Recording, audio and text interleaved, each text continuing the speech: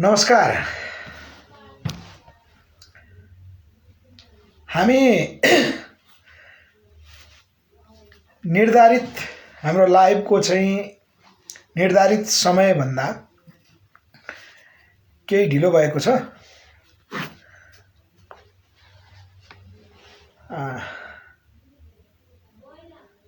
हाम्रो आजको विषय नयाँ राज्य व्यवस्थामा नेपालको अर्थनीति कस्तो हुनुपर्छ, त्यो अवधारणा के हो, जसलाई हामीले नेपालवादको अर्थनीति भनेर नाम दिएका छौं। आज हामी त्यो विषयमा केन्द्रित रहनेछौँ।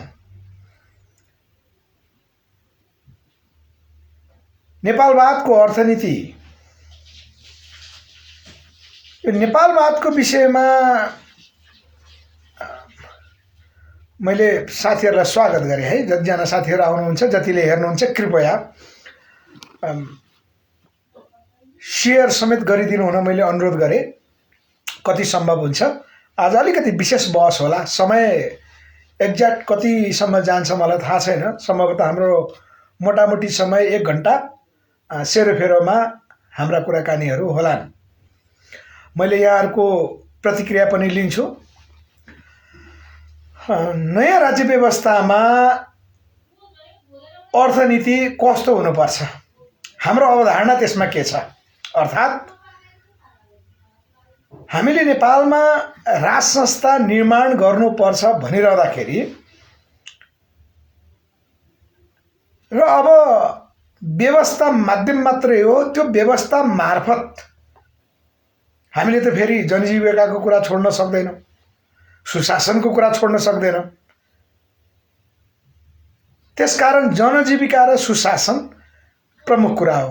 त्यो अबको व्यवस्थाको अनिवार्य त्यो नीति हुनुपर्नेछ, जसलाई हामीले नेपालको राष्ट्रिय नीतिसँग व्याख्या गर्छौँ। र यही सन्दर्भमा अहिले भारतमा विधानसभाको जो चुनाव 5 वटा राज्यमा भइरहेको छ, त्यसको नतिजा आउने क्रम सिद्धिसकेको छ क्यारे। भारतमा केजरीवाल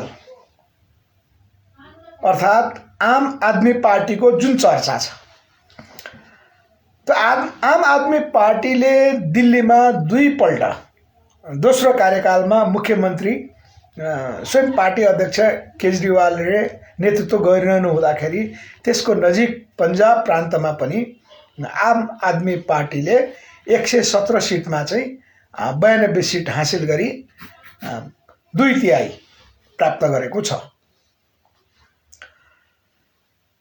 र त्यहाँ केजरीवालको मुख्य ठुलठुला सिद्धान्त, राजनीतिक विषयवस्तुहरू केही पनि छैन। आम आदमी पार्टीको नारा भनेको जनजीविका र सुशासन, ये 2टा विषय मुख्यतया,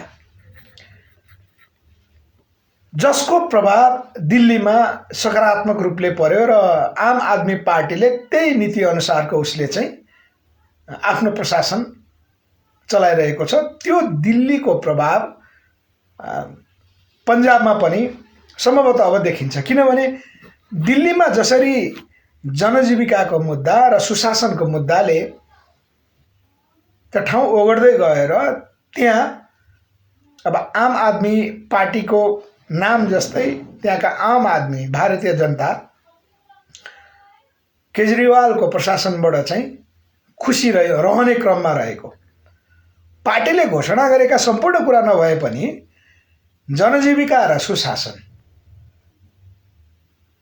यसमा चाहिँ गति लिँदै गएको, जनताले राहत पाइरहेको कारण अहिले त्यो पन्जाबमा पनि विस्तार भएको छ। हामीले पनि नेपालमा जनजीविका र सुशासन धेरै ठुलठुलो सिद्धान्त, धेरै ठुलठुलो मुद्दा, यद्यपि हाम्रो पार्टी नेपालले राष्ट्रिय नीतिको निकै त्यो हामीलाई चाहिँ यो धेरै हार्ड मुद्दा भयो भनेर धेरैले भने अनुसार, जस्तो 1950 को सन्धि खारेज, नेपालले चाहिँ 2007 सालपछि गर्न परेका राष्ट्रघाती सन्धि सम्झौताहरू खारेजका मुद्दा यी उठाइरहँदाखेरि, शक्तिशाली न्यायिक नागरिकता छानबिनका मुद्दाहरू उठाइरहँदाखेरि, हाम्रो चाहिँ परराष्ट्र नीतिमाथिको कुराहरू उठाइरहँदाखेरि यो हाम्रो पार्टी नेपालको कुराहरू हो। तर यो सँगसँगै हामीले जनजीविका र सुशासनका मुद्दा त्यो सँगसँगै पनि उठाएका छौँ, जसलाई हामीले समग्रतामा नेपाल राष्ट्रको अबको नीति हुनुपर्छ र त्यो नीतिलाई कार्यान्वयन गर्नको निमित्त एउटा व्यवस्था, राम्रो व्यवस्था, देशकाल परिस्थिति अनुसार र नेपालको भौगोलिक बनावट अनुसारको हुनुपर्ने, जो हामीले 7 वर्षको दौडान त्यो निष्कर्ष निकाल्न सफल भयौँ। त्यो भनेको चाहिँ नेपालमा राज संस्था निर्माण भएकै रहन्छ। त्यो राज संस्था मार्फत अब हामीले धेरै मुद्दाको कुरा नगरिकन समग्रतामा चाहिँ जनजीविका र सुशासनको कुरा हामीले गर्नुपर्ने भएको छ। त्यसै अनुरूप भारतको आम आदमी पार्टी, जो बिजेपी पछिको अहिले सर्वाधिक चर्चामा रहेको पार्टी छ र अबको सम्भवतः भारतमा चाहिँ मोदीको कार्यकालपछि सम्भवतः मोदी लगत्तै केजरीवाल त्यहाँको प्रधानमन्त्री नभए पनि अर्को कार्यकालमा चाहिँ आम आदमी पार्टीले देशकै नेतृत्व गर्ने हामीले देख्छौँ। नेपालमा हामीले पनि त्यही विषय उठान गरिरहेका छौँ। त्यस्तै विषय, त्यही भनेको त्यस्तै। हामीले अस्तिको दिन जो लाइभमा भन्यौँ त्यहाँ निकै राम्रो प्रतिक्रिया पनि आएको थियो। सर्वोच्च आयोग एक कन्सेप्ट, एउटा अवधारणा। त्यो सर्वोच्च आयोगले सुशासन कसरी कायम गर्न सक्छ, त्यो एउटा पद्धति अबको नयाँ राज्य व्यवस्थामा हुनुपर्छ र त्यो सर्वोच्च आयोगको अवधारणालाई हामीले चाहिँ संविधानको अङ्ग बनाएर कार्यान्वयनमा लानुपर्छ, जसले गर्दा अहिले भएको नेपालको प्रमुख समस्या भनेको भ्रष्टाचारको समस्या अन्त्य गर्छ। त्यो पूर्णतया चाहिँ भ्रष्टाचार अन्त्य नभए पनि त्यसलाई चाहिँ एकदम न्यूनमा त्यसमा झार्छ। त्यसको निमित्त काम गर्ने एउटा प्रणाली सर्वोच्च आयोग, संविधानको अङ्ग सर्वोच्च आयोगको विषयमा हामीले अस्ति राखिसकेका छौँ।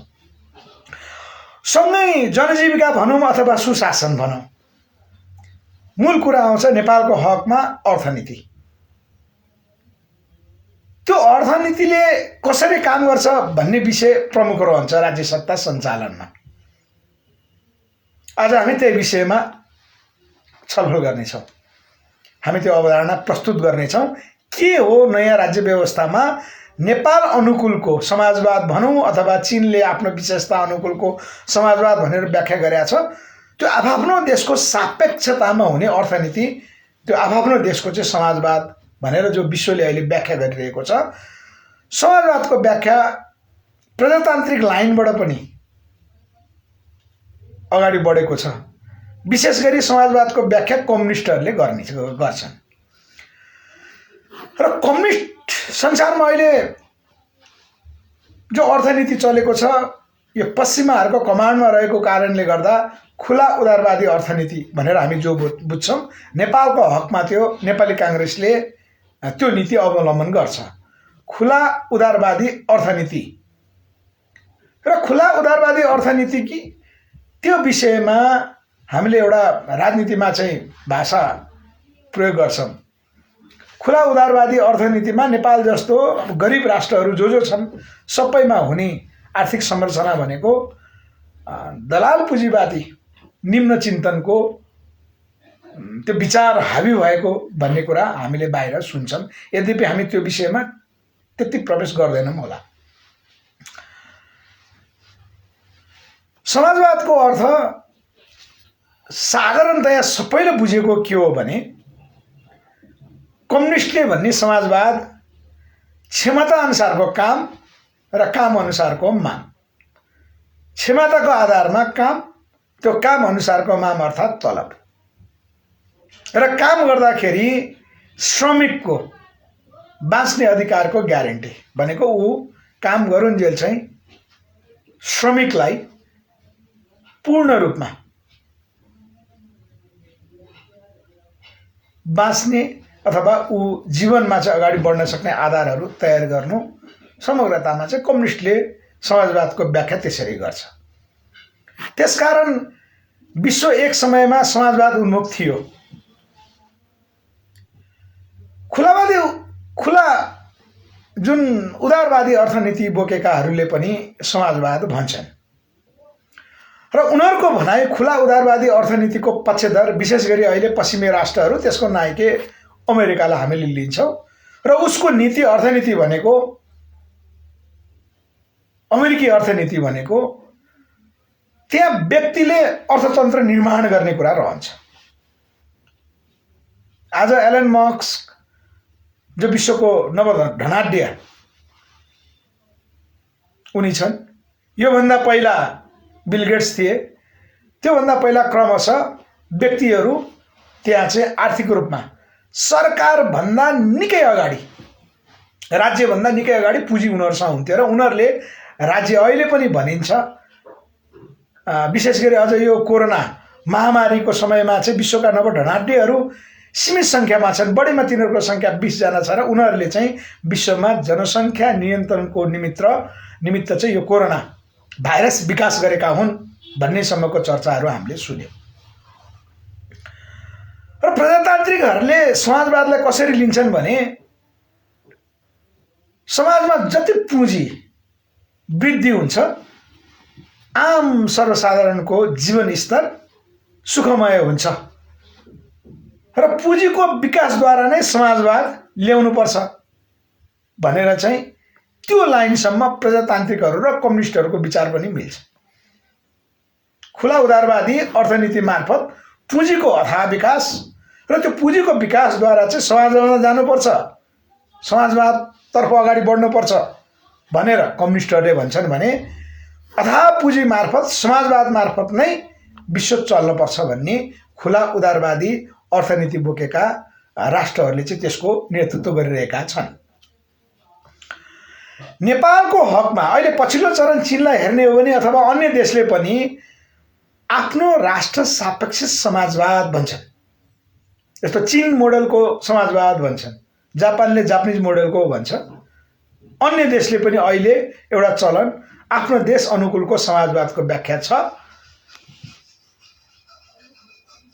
त्यो समाजवाद हामीले नेपालको हकमा अन्तर्राष्ट्रिय समाजवादको परिभाषालाई हेर्ने हो भने नेपालको मौलिकता अनुसारको समाजवाद पनि भनेर हामीले भन्न त सक्छौँ। तर हामीले नेपाल अहिले तुलना गर्ने हो भने करिब 18औं शताब्दीमा जसरी विकासको चरमचुलीतर्फ उन्मुख थिए, चाहे त्यो बेलाका जर्मन भनौँ, फ्रान्स भनौँ, अमेरिका भनौँ अथवा रुस भनौँ, पश्चिमा मुलुकहरू युरोपहरू भनौँ, जसरी विकास हुँदै थिए, त्यो टेक्नोलोजीमा जसरी उनीहरूले चाहिँ अनुसन्धान गर्दै थिए र उद्योग कल कारखानाहरू मेसिनद्वारा चाहिँ त्यो म्यानुअल मेसिनबाट अटोमेटिक मेसिनहरूमा चाहिँ उनीहरू पुग्दै थिए।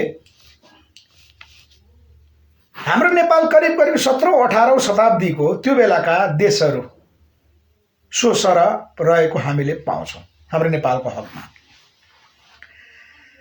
त्यसकारण नेपालमा अहिले एउटा नयाँ राजनीतिक पार्टीहरूको चर्चा धेरैले नाम लिने गर्नुहुन्छ। नेपालवाद, हाम्रो नीति भनेको नेपालवादको नीति भन्नुहुन्छ, कसैले पृथ्वी पथ भन्नुहुन्छ। हामीले अलिकति नाम जन्माएको अर्को नेपालमा अब नेपाल तन्त्र हुनुपर्छ, प्रजातन्त्र पनि होइन, राजतन्त्र पनि होइन, नेपाल तन्त्र हुनुपर्छ भनेर हामीले भन्थ्यौँ र नेपालवादको अर्थनीति हुनुपर्छ भनेर हामीले भन्थ्यौँ। नेपालवाद यो विषयमा हाम्रा पुराना, अहिले उहाँ 83 वर्षको हुनुहुन्छ, उहाँले किताब लेख्नु भएको छ। त्यो किताबमा चाहिँ डाक्टर हर्क गुरुङले लेख्नु भएको जस्तै नेपाल विकासका आधारहरू, नेपाल अध्ययन गर्दाखेरि जुन किताब उहाँले लेख्नु भएको छ, नेपाल सेरोफेरो, त्यस्तै गरी नेपालवादको किताब सूर्यबहादुर सेन ओली, उहाँको साहित्यिक नाम सुवसेन, उहाँको परिचय अब हामीले थप भनिरहनु पर्दैन। उहाँ हामीले अहिले महेन्द्रीय राष्ट्रवाद अँगाल्नुपर्छ भनेर जसले भनिरहनु भएको छ, हामीले सम्झिन्छौँ महेन्द्रलाई। त्यसै गरी उहाँ महेन्द्रीय शासनकालको समयमा, अर्थात् हामीले राजनीतिक भाषामा अहिले भन्ने भनेको निरङ्कुश पञ्चायती व्यवस्थाको समयमा उहाँ त्यो योजना आयोगको टिम भित्रको व्यक्तित्व, उहाँले नेपाल विकास हुने आधारहरू के हुन सक्छन् भनेर नेपालवाद भनेर उहाँले चाहिँ किताब लेख्नु भएको छ। यद्यपि त्यो अर्थ सरोकारबाट मात्रै छैन, तर हामीले पनि नेपालवाद भन्यौँ। नेपालको मौलिक अर्थनीति नेपालवाद हुनुपर्छ भन्यौँ र हामीले बीचबीचमा सानो सानो सामाजिक सञ्जाल मार्फत त्यो विचारहरू प्रवाह गरिरहँदाखेरि चाहिँ हामीले नेपालमा अब नेपाल तन्त्र र अर्थनीति नेपालवादको अर्थनीति हुनुपर्छ भनेर भन्थ्यौँ। सूर्यबहादुर सेन ओलीबुवाले लेख्नुभएको किताब र हामीले अगाडि सारेको विचार पछि त्यो नाम एउटै भएको र उहाँले किताब हामीलाई पछि उपलब्ध गराउनु भएको थियो। यद्यपि नेपालवादको नाम हामीले धेरै पहिला 2070 सालदेखि नै त्यो नामलाई अगाडि ल्याइरहेका थियौँ। उहाँले किताब चाहिँ निकै पछि हामीलाई उपलब्ध गराउनु भयो। त्यो किताब उहाँले 2074 सालमा लेख्नु भएको रहेछ। यद्यपि फरक छ र अहिले केही पार्टीहरूले नेपालवाद हुनुपर्छ, हामी नेपालवादी हो भनेर भनिरहनु हुँदाखेरि हामीले नेपालको मौलिकता, त्यो नेपाल निर्माण गर्ने आगामी नेपालको अर्थनीतिसँग जोडेर राखेको नाम नेपालवाद हो र जहाँ आम नेपाली उत्पादनमा जोडिने यो अर्थनीति हो।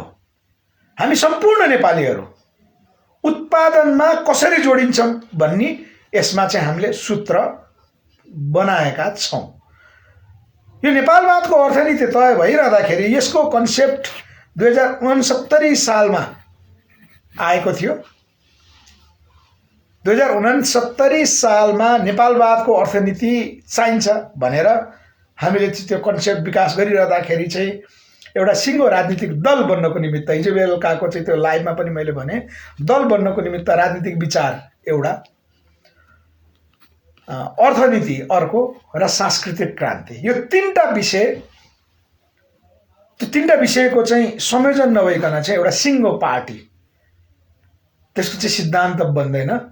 त्यो राज्य व्यवस्थापन सञ्चालनमा चाहिँ एक नयाँ सिद्धान्त विकास हुन सक्दैन भन्ने हिसाबमा हामीले विचारको हकमा, राजनीतिक विचारको हकमा सर्वोदयवाद, यद्यपि त्यो वादको विषयमा आज हामी कुरा गर्दैनौँ। विश्वमा अहिलेसम्म रहेका सम्पूर्ण वादहरू हामी मान्दैनौँ, त्यो चाहिँ अपूर्ण छ, त्यो समय सापेक्षित अहिले सुहाउँदैन भनेका छौँ। सँगै अर्को अर्थनीति, सांस्कृतिक क्रान्तिको विषयमा हामी अर्को चरणमा गर्नेछौँ। आज अर्को अर्थनीति, त्यो अर्थनीति 2069 सालमा कसरी हामीले चाहिँ अवधारणा जन्मायौँ त्यसका पृष्ठभूमि म भन्छु। कृपया साथीहरूले चाहिँ सेयर गर्न मिल्छ भने सेयर गरिदिनु होला। यो धेरैभन्दा धेरै समक्ष पुग्न सकोस् यो बहसको विषय छ, किनभने हामीले नेपाल राष्ट्रलाई केन्द्रमा राखेर नेपालको मूलधारको राजनीतिको नेतृत्व गर्नलाई हाम्रो पार्टी नेपालले अभ्यास गरिरहेको छ। त्यसकारण यो निकै हामीले चाहिँ माझ्नु पर्ने छ, छलफल चलाउनु पर्ने छ र राष्ट्रको पक्षमा हामीले निर्णय लिनुपर्ने अवस्था छ। नेपाल आज विदेशीको चक्रव्यूहमा परिरहँदाखेरि विदेशीद्वारै व्यवस्थापन भइरहेको अवस्थामा त्योबाट मुक्त गर्दै नेपाल निर्माणको क्रममा हामी प्रवेश गर्नुपर्ने छ। त्यस कारणले मैले अनुरोध गरेँ, कृपया सेयर गर्न मिल्छ भने सेयर गरिदिनु होला। मैले नेपालवादको अवधारणा विकास भइरहँदाखेरिका पृष्ठभूमि मैले राख्न यहाँ पर्छ नै, किनभने कयौँ अध्ययनका क्रममा हामी पनि त्यो गलत सूचनाद्वारा चाहिँ जानकार हामी हुन सक्छौँ। त्यसकारण हाम्रो आफ्नै विचार त्यो विकास भइरहँदाखेरि अध्ययन गर्दाखेरि हामीलाई गलत तथ्य यदि कसैले प्रस्तुत गर्नु भइरहेको रहेछ भने पनि त्यो हाम्रो लागि प्रत्युत्पादक हुनसक्छ। यद्यपि अर्काले जे भने त्यही कुरा हामी मान्दैनौँ, हामीले आफूले त्यसलाई चाहिँ एउटा एभिडेन्टको रूपमा लिन्छौँ र त्यसलाई थप अध्ययन पनि गर्छौँ र त्यो नेपाल अनुसारको हुन्छ कि हुँदैन भन्ने कुरा त्यो हामीले चाहिँ छुट्याउँछौँ। यद्यपि हामीलाई गलत तथ्य प्राप्त भएको रहेछ, गलत तरिकाले हामीलाई चाहिँ ब्रिफिङ गरिएको रहेछ भने सुधार गर्नको निमित्त यो बहस आवश्यक छ। त्यसकारण मैले 2069 साल हामीले चाहिँ नयाँ राजनीतिक पार्टी विश्वमै, न कम्युनिस्ट न प्रजातान्त्रिक, त्यो दुईटा भन्दा फरक विचार कसरी जन्माउने भन्ने बहस गरिरहँदाखेरिको मैले चाहिँ पृष्ठभूमिबाट सुरुवात गर्छु। सुवेदी कृष्ण सरले भन्नु, सर तपाईँको परिचय पाउँ त, तपाईँको विचार र उद्देश्य के हो र नेपालीले तपाईँबाट के आशा राख्ने? ल सुवेदी कृष्णजीले ल आजको विषय भएन, कृपया सुवेदी कृष्ण सर मेरो चाहिँ यो लाइभ सिद्धिसकेपछि मलाई फोन गर्न सक्नुहुन्छ। यहाँ नेट मेरो खुल्लै हुन्छ, कुराकानी गरौँला। तपाईँको परिचय पाऊँ भन्नुभएको छ। हामी अहिले काठमाडौँ महाराजगञ्ज 3 टिचिङ रोडमा छौँ। हाम्रो जनसम्पर्क कार्यालय यहीँ छ। मेरो जन्मघर रामेछाप। मेरो व्यक्तिगत परिचयको हिसाबमा म अहिले 46 वर्षको भएँ। मेरो पृष्ठभूमि राजनीतिक उठान माओवादीको पृष्ठभूमि हो। त्योभन्दा अगाडि हाम्रो जन्म मनोक्रान्तिबाट भयो। हाम्रो मूल स्कुलिङ भनेको मनोक्रान्ति। डाक्टर योगी विकासानन्द हाम्रा प्रमुख संरक्षक हुनुहुन्छ, हाम्रो उहाँ गुरु हुनुहुन्छ। मैले मोटामोटी परिचय यही दिएँ। हाम्रो सम्पर्क नम्बर पनि चाहिन्छ भने टिप्नुहोस् 98 082 11 898 यो एनसेल। एनटिसीको 98 60 26 36 46। हामी महाराजगञ्ज 3 अहिले काठमाडौँमा छौँ। अब हामी चाहिँ सम्भवतः सिरा सप्तरीको कार्यक्रममा त्यहाँ छिट्टै जाँदैछौँ। हामी देश भ्रमणमा अब निक्लिँदैछौँ यो हाम्रो विचारलाई बोकेर। हाम्रो परिचय कृष्ण सुवेदीजीलाई यही रह्यो। अहिले मोटामोटी आजको विषयमा म प्रवेश गर्छु। 2069 सालमा हाम्रो पार्टी नेपाल, त्यो बेलामा चाहिँ नेपाल मनोक्रान्ति पार्टी र त्यो पार्टीको अवधारणा यहाँ प्रजातान्त्रिक पनि होइन, कम्युनिस्ट पनि होइन, राजतन्त्र पनि होइन। त्योभन्दा नयाँ विचार के हो र 21औं शताब्दीको राजनीतिक विचार कस्तो हुनुपर्छ भनेर अध्ययन गर्ने क्रममा विचार नयाँ सर्वोदयवादको विचार अगाडि बढिसकेपछि हामीले अर्थनीतिको अभ्यास गर्न थाल्यौँ र त्यो अर्थनीति हामीले उत्पादनलाई नै नेपाललाई केन्द्रमा राख्नुपर्छ भन्ने हिसाबले हामीले दक्षिण कोरिया, आजको दक्षिण कोरिया जो नेपालका इपिजी मार्फत आज 70,000 भन्दा बढी नेपालीहरू कोरियामा काम गर्नुहुन्छ।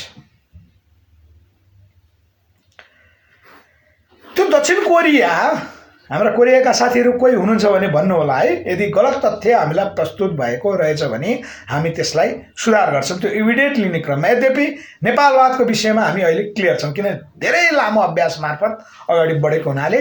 त्यसकै नेपालको अर्थनीति, त्यो नेपालवादको अर्थनीति मार्फत हाम्रो अध्ययनले देखाएको विषय के हो भने नेपालले 5 वर्षमा 150 खरब भन्दा बढी 150 खरब भन्दा बढी आर्थिक व्यवस्थापन गर्न सक्छ र त्यो पैसा भनेको नेपाललाई चाहिँ विश्वको अहिले चरमचुलीमा रहेका, विकासको चाहिँ चरमचुलीमा रहेका राष्ट्र समक्ष हाम्रो नेपाललाई पनि पुर्याउन सक्छौँ भन्ने आधार 150 खरब भन्दा बढी पैसा हामीसँगै रहेको तथ्य यही नेपालवादको अर्थनीतिको अभ्यासको क्रममा देखेको हो।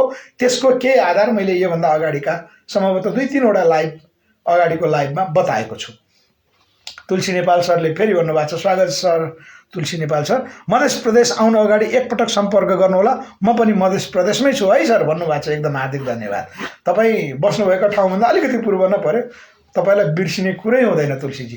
तपाईँ अहिले मधेसमा भए पनि काठमाडौँबाट हामीले सम्पर्क गरेर हुन्छौँ। कार्यक्रम फिक्स, त्यो डेट फिक्स भएपछि हामी आउँछौँ नै र तपाईँसँग पनि त्यो टिमले भेट्छ नै, भेट्नै पर्छ। धन्यवाद। म फेरि विषयमा प्रवेश गरेँ। दक्षिण कोरियाको मोडल। दक्षिण कोरिया अहिले उद्योगमा यति अगाडि बढेको छ टेक्नोलोजी मार्फत। दक्षिण कोरियाको हामीलाई चाहिँ त्यहाँ गएर आउनुभएका साथीले भन्नुभयो दक्षिण कोरियामा अर्थ विकास कसरी भयो होला भन्ने क्रममा हामीले खोजी अध्ययन गऱ्यौँ। त्यहाँ के आयो भने कोही एकजना मान्छे आफ्नो पढाइ सिद्ध्यायो, ऊ 20-25 वर्षको भयो, उसले पढाइ सिद्ध्यायो अथवा 30 वर्षमा सिद्ध्यायो। अब म देशमा काम गर्छु, यो राष्ट्र निर्माण गर्छु भनेर एकजना ए भन्ने मान्छे तयार भयो। मानव उसले अब म नेपालको चाहिँ आफ्नो जन्मस्थान रामेछाप भएको हिसाबले मलाई रामेछाप फर्किनलाई पनि मलाई सुदूरपश्चिमका साथीले, हाम्रो बच्चु विकजी अहिले हिमाल खबर पत्रिकाको उहाँ सहसम्पादक हुनुहुन्छ, उहाँले भनिसकेपछि मात्रै म रामेछाप फर्किया हो। तर मैले सोचेको त्यो कन्सेप्ट अनुसार पश्चिममा म काम गर्नको निमित्त, त्यो चियाईको निमित्त, त्यो हिमालमा हिउँ पग्लिसकेपछि जहाँ अहिले यार्सा गुम्बा टिप्ने ठाउँ छ, त्यो ठाउँमा चाहिँ त्यो हिउँ पग्लिसकेपछि एउटा झार, त्यसलाई अहिलेलाई झारै भनौँ, त्यो आउँदो रहेछ। त्यो चाहिँ असाध्यै बास्ना, त्यसको नाम घोडा मच्चा। त्यो असाध्यै बास्नादार र त्यो ज्वरोमा अत्याधिक प्रयोग हुने जडीबुटीको रूपमा रहेछ। त्यसलाई चिया बनाउने निमित्त जडीबुटी चिया बनाउनु निमित्त म त्यहाँ जाने क्रममा मलाई बच्चु विक पत्रकार साथी हुनुहुन्थ्यो। उहाँ अहिले काठमाडौँमा चाहिँ हिमाल खबर पत्रिकामा सहसम्पादक हुनुहुन्छ। उहाँको सिफारिसमा म रामेछापमा पुगेँ हो। यद्यपि मेरो नागरिकता काठमाडौँको भए पनि आफ्नो जन्म जिल्ला पुरै आफ्नो चाहिँ पुर्ख्यौली सम्पत्ति त्यहीँ रहेको हुनाले उहाँले जुन सुझाव राख्नुभयो त्यो सुझावलाई मनन गरेर त्यो प्रोजेक्टै चेन्ज गरेर, किन प्रोजेक्ट त एउटा कन्सेप्ट हो, जे गरे पनि एउटै मात्रै काम गर्नुपर्छ भन्ने छैन। देशव्यापी रूपमा हामीले उत्पादनमा जाने एउटा सूत्र पत्ता लगाइसकेपछि त्यो कार्यान्वयन, त्यो मोडेल कार्यान्वयन गराउनु थियो र राजनीतिक दलको नाम नलिकन म त्यो मोडेल अनुसारको चिया बगान रामेछापमा अहिले म आबद्ध भएको चिया कम्पनी छ, त्यो कम्पनी स्टार्ट गर्नलाई पुगेको थिएँ। म चिया मोडेलकै कुराकानी गर्छु। मानव ए भन्ने मान्छेले दक्षिण कोरियामा अब म चिया खेती गर्छु, कति रोपनीमा? निश्चित यति रोपनीमा 100, 200, 500, 1000 कति रोपनी। त्यो अध्ययन पुरा गरिसकेपछि म चिया खेती गर्छु भन्यो भने उसले त्यहाँ स्थानीय सरकारमा त्यहाँको कानुन अनुसार, दक्षिण कोरियाको कानुन अनुसार निवेदन हाल्न पर्यो उसले के गर्न चाहन्छ र त्यसको लागत कति, त्यो सबै इस्टिमेट गरेर सरकारले चाहिँ अध्ययन गर्दो रहेछ उसले गर्न खोजेको प्रोजेक्ट। र पहिलो त त्यहाँको सरकारले योजना आयोगले होला, अब कसको चाहिँ त्यो कुन कुनले गर्छ हामीले चाहिँ त्यो सबै डिटेलमा त सोधेनौँ, योजना आयोगै भनौँ। उसले त्यो चिया उत्पादन गर्छु भनेर स्टार्ट गर्यो भने त्यो चियाको मार्केट कति, त्यहाँ कुन कुन चिया छ, त्यो चिया कति आवश्यक छ, अथवा एक्सपोर्ट गर्ने हो अरू देशमा पठाउने हो भने त्यसको सम्भाव्यता कति, त्यो सरकारले डिटेल अध्ययन गर्दो रहेछ। र त्यो चियाको सम्भाव्यता यदि त्यो त्यहाँ चिया मार्केटमा जान सक्दैन, त्यहाँको चियाको गुणस्तर आउँदैन भने सरकारले त्यो कम्पनी त्यो प्रोजेक्टलाई चाहिँ रिजेक्ट गरिदिँदो रहेछ। यो नगर्नु, अर्को गर्नु, अर्को प्रपोजल लिएर आउनलाई अनुरोध गर्दो रहेछ र त्यसको मार्केट सरकारले ग्यारेन्टी गरिदिने रहेछ सबभन्दा पहिला। र आवश्यकताको आधारमा मानव कुनै बियर अथवा कुनै जुस अथवा कुनै सामान एबिसिडी अथवा लत्ता कपडा हाम्रो दैनिक उपभोग्य वस्तुहरू अथवा जति पनि जुन जुन विषय होस्, चाहे कुनै एउटा क्रिम होस्, चाहे कुनै एउटा औषधि होस्, त्यो आवश्यकता कति र त्यो आवश्यकता एक्सपोर्टको लागि बाहिर पठाउनको लागि कति सम्भाव्यता, त्यही खपत कति हुने भन्ने हिसाबले त्यहाँको सरकारले त्यसको मूल्याङ्कन गर्दो रहेछ। र मानव अब म यता प्रवेश गरेँ, यदि चिया हुन्छ भने त्यो चियाको डिटेल प्रोजेक्ट बनाइदियो, यहाँ चिया हुन्छ ठिक छ, मार्केट छ ग्यारेन्टी ठिक छ, पुँजी चाहियो कति, ल 1 करोड, अहिले यो अनुमानित रकम है, मैले उदाहरण दिनको निमित्त 1 करोड रुपियाँ सरकारले बजेट पनि हालिदिने निर्णय गर्दो रहेछ। र एकजना मान्छे उसले चाहिँ चिया प्रोजेक्ट गरेर तयार हुने भयो सरकारको सबै अध्ययनमा लोन पनि। र त्यो प्रोजेक्ट बनिरहँदाखेरि मानव चियाबाट 5 देखि 8 वर्षमा त्यसको पूर्ण उत्पादन हुन्छ भने सरकारले 5 देखि 8 वर्ष त्यो उत्पादन नभएसम्म सम्पूर्ण लगानी सरकारले गरिदिने भएर त्यो उत्पादनमा त ग्यारेन्टी भयो, सरकारले सबै प्राविधिक सहयोग गर्ने भयो, लगानी पनि गरिदिने भयो, मेहनत मात्रै त्यहाँको चाहिँ आँट गर्ने मान्छेले गरे। त्यो गरिसकेपछि काम स्टार्ट भयो। अब 8 वर्षसम्म उसको परिवार चल्न पर्यो, उसको अध्ययन पनि चल्न पर्ला थप, त्यो सम्पूर्ण लोनको व्यवस्था सरकारले गर्ने रहेछ र मार्केट ग्यारेन्टी पनि सरकारले गरिदिने रहेछ। त्यसलाई चाहिँ क्षेत्रीयता, निश्चित ठाउँ, जस्तो हाम्रो काठमाडौँ हो भने काठमाडौँमा चिया उत्पादन भयो भने काठमाडौँमा चाहिँ त्यसको सप्लाईको व्यवस्था र मार्केटिङ ग्यारेन्टी हो त्यो सरकारले। त्यहाँ त्यो चिया सरकारले एलाउड गरिसकेपछि त्यो गुणस्तरको बाहिरको चिया प्रतिबन्ध लाउँदो रहेछ त्यहाँको सरकारले। त्यसलाई क्षेत्रीयता प्रदान गर्ने उत्पादनलाई, जो हामी नेपालमा अहिले नेपालको उत्पादन नेपालीले खपत गर्नुपर्छ भन्ने जो माग राखिरहेका छौँ, त्यहाँको सरकारको नीति नै त्यो रहेछ।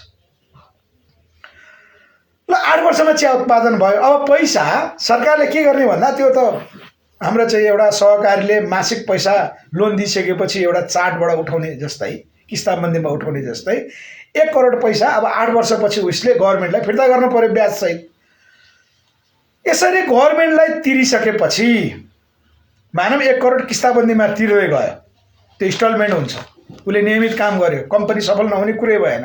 गभर्मेन्टले त्यो सिल गरिदिइसकेपछि, सिल भनेको क्षेत्रीयता प्रदान गरेर उत्पादनको ग्यारेन्टी भइसकेपछि चाहिँ त्यो बिक्री हुने ग्यारेन्टी भएपछि फाइदा हुने भइ नै हाल्यो। ल मानौँ सरकारको उत्पादन सुरुवात भइसकेपछि सरकारलाई तिरिकन पनि उसले वार्षिक 1 लाख रुपियाँ जम्मा गर्यो, नेट फाइदा। सरकारलाई ट्याक्स तिरेर श्रमिकलाई पैसा दिएर 1 लाख रुपियाँ नेट कमायो भने त्यो 1 लाखको 50% 50% सरकारले इन्कम ट्याक्सको रूपमा लिँदो रहेछ यो कोरिया, दक्षिण कोरियाको।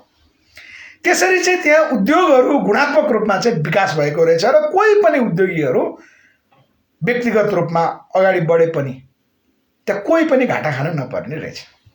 त्यो सरकारको प्रत्यक्ष नीतिको कारणले आज दक्षिण कोरिया जसरी दक्षिण कोरिया बन्यो र त्यहाँ टेक्नोलोजी जो विकास भयो यसको चाहिँ त्यहाँको मोडेल हामीले यो पायौँ र सम्पूर्ण लगानी सरकारले, सम्पूर्ण ट्याक्स बिस्तारै सरकारले काट्दै जाने र नेट त्यो कम्पनी, त्यो व्यक्तिको त कम्पनी हुने भयो, कम्पनीले जति नाफा गर्छ 50% आयकर उठाउने रहेछ। यसो गर्दाखेरि त्यहाँ अब उद्योगहरू स्थापित हुने भयो, श्रमिकले काम पाए। यो दक्षिण कोरियाको मोडल।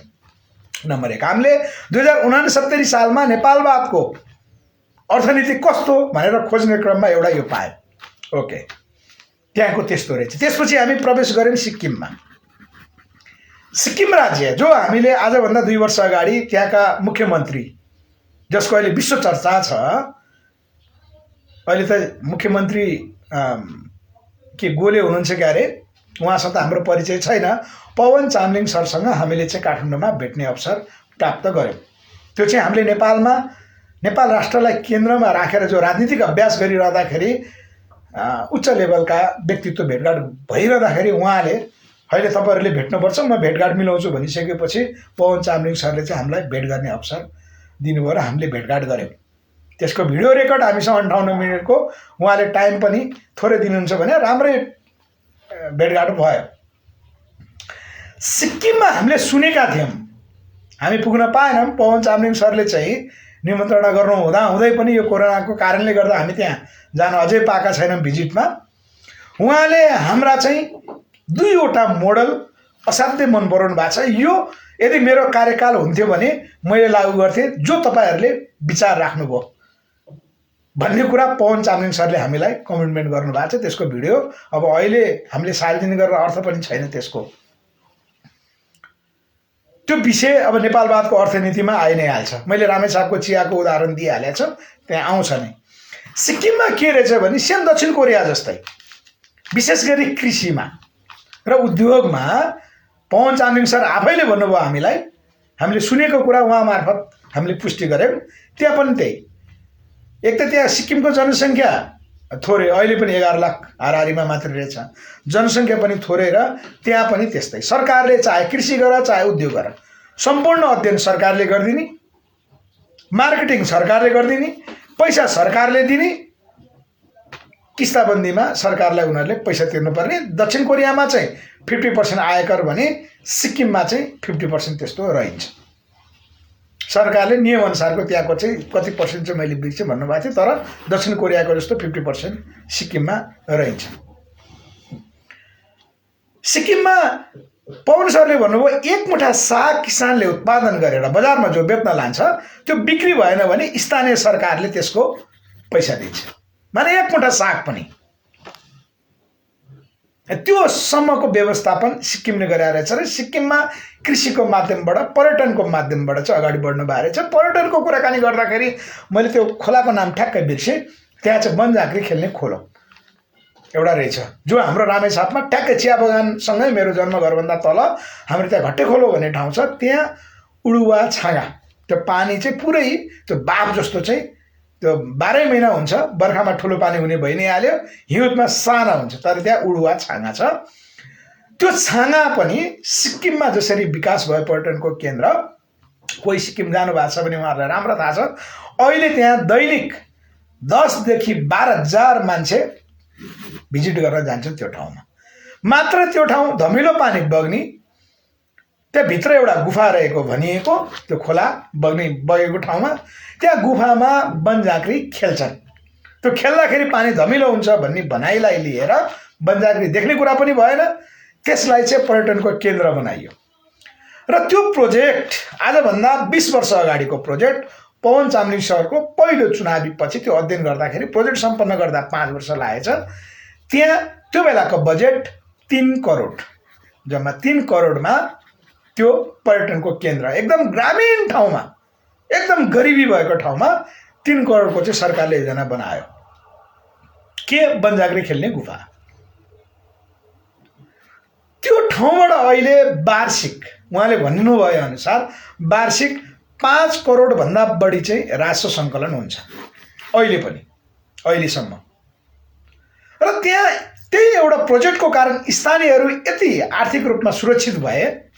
त्यहाँ के गरियो भन्दा त्यो खोला छेउमा सबभन्दा गरिब को छ, त्यहाँ सरकारले पूर्वाधार बत्ती बाटो त बनाउने भइहाल्यो, टहरा त्यहाँ आवश्यकता अनुसारको पसल कवचहरू खोल्नको निमित्त सरकारले पूर्वाधार बनाइदिने त भइ नै हाल्यो।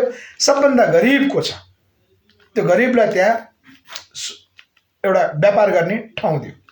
गरिबीको आकार हेरेर, स्तर हेरेर। त्यो गरिब जो छ, हामी यहाँ चाहिँ व्यक्तिलाई दलित भन्छौँ, सामाजिक रूपमा अपहेलना गर्छौँ हामीले। त्यहाँ चाहिँ गरिबीको आधार यो जात ऊ जात भन्ने भएन। सामाजिक स्तरमा सबभन्दा जसको जमिन कम छ, जसले खेती गरेर पनि खाना पुग्दैन, अथवा जो श्रम गरेर बाहिर त कमाइ गर्नलाई जानुपर्छ, अरू अन्यत्र जिल्लामा जानुपर्छ, उनीहरूलाई बोलाएर चाहिँ त्यहाँ जो गरिबबाट चाहिँ व्यापार व्यवसाय यो गर भन्ने हो। र आज त्यो पर्यटन केन्द्र बनाएको छ जो दैनिक 10 देखि 12 हजार मान्छे जान्छन्।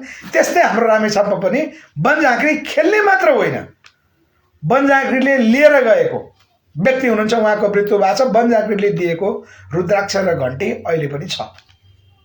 म अस्ति भर्खर रामेछाप जाँदाखेरि त्यसलाई चाहिँ अब पर्यटनको केन्द्र हामीले यसलाई विकास गरिरहँदाखेरि हामीले त्यहाँ फो brothers agriculture and tourism research centre भनेर खोल्ने जो निर्णय गऱ्यौँ।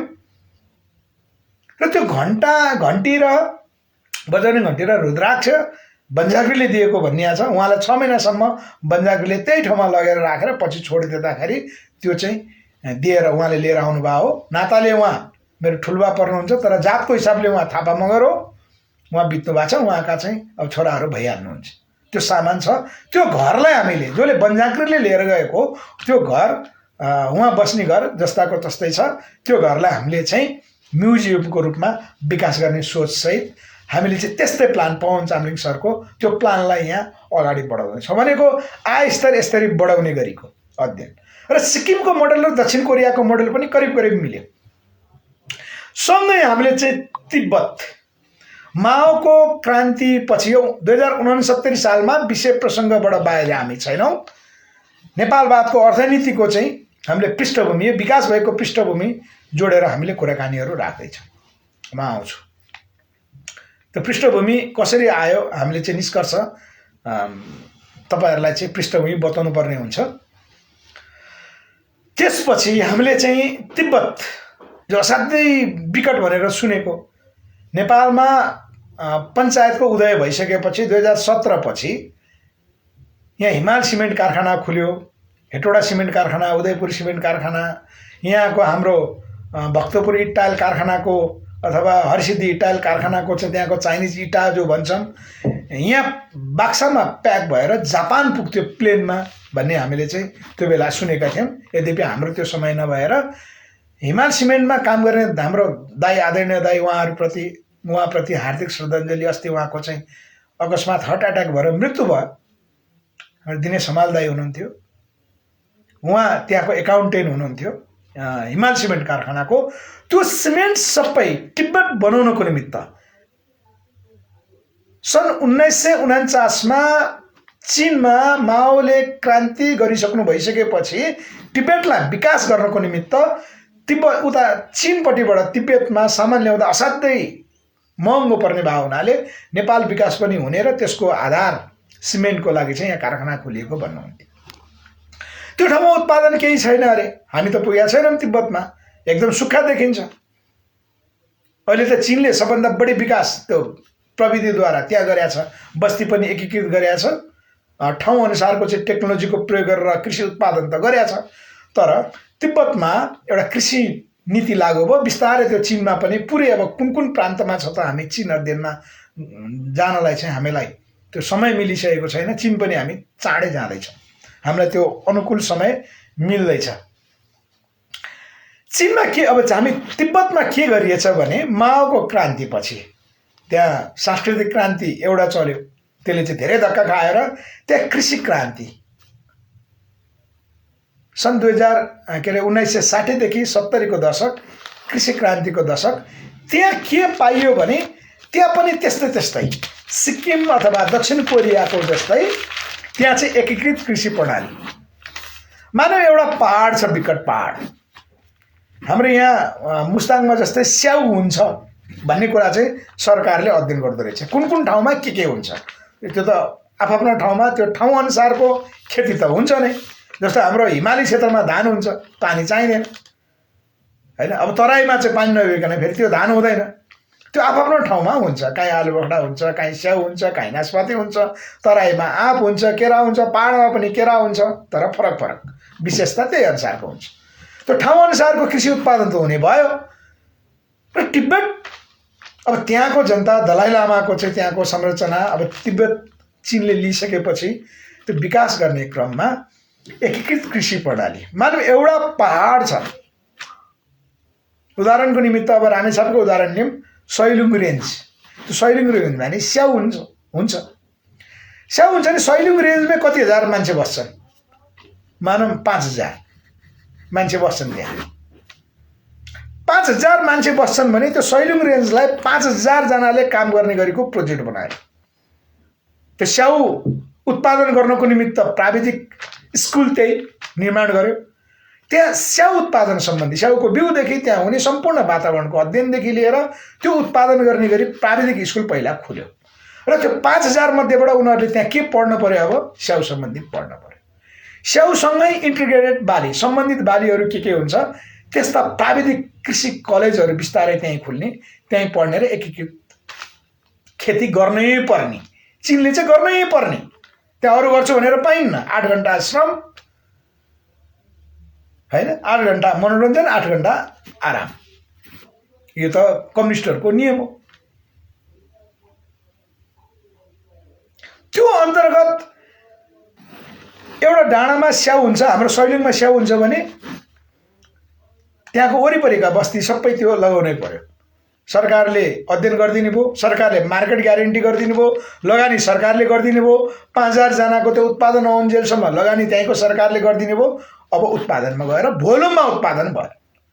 त्यो पैसा बिस्तारै चाहिँ अनि त्यहाँका श्रमिकहरूले पाउँदै गए, जीवनस्तर आर्थिक रूपमा सुरक्षित हुँदै गएर सरकारले त्यही अनुसारको ट्याक्स उठायो। आज चीन एउटा मोडल थियो। चीन आज विश्वको दोस्रो शक्तिशाली राष्ट्रको रूपमा विकास भएको छ। त्यस्तै उद्योगमा चीनको त्यही गोन्जाओ, जो आज नेपालका अधिकांश व्यापारीहरू विशेष गरी लत्ता कपडा मोबाइलको सामान लिनलाई गोन्जाओ जान्छन्, त्यहाँ अर्को चीनले चाहिँ यो चाहिँ देङ सियाओपिङको अर्थनीति अनुसार एउटा कृषिको मोडल भने मैले एकीकृत कृषि, त्यसलाई अध्ययन गरेँ। अर्को के देख्यो भने चीनले यो निभिया क्रिम आउँथ्यो पहिला, एकदम चल्थ्यो। किन त्यो म सानो स्कुल पढिरहँदाखेरि चाहिँ मेरो मामाले खासाबाट सामान ल्याउने गर्नुभएको थियो, म नै जान्थेँ। हामीले त्यो क्रिमहरू ल्याउँथ्यौँ। तपाईँको चाहिँ जिउमा हामी त्यो कटनको कपडा एउटा जिउमा, मेरो त जिउ पातलो त्यो बेला, ज्याकेट लाउने 3टा बेच्ने गरी अनि कटन बाँधेर ल्याउने, राम्रै पैसा कमाइएको थियो। यो तपाईँको चाहिँ 46-47 सालमा राम्रै पैसा कमाइएको थियो।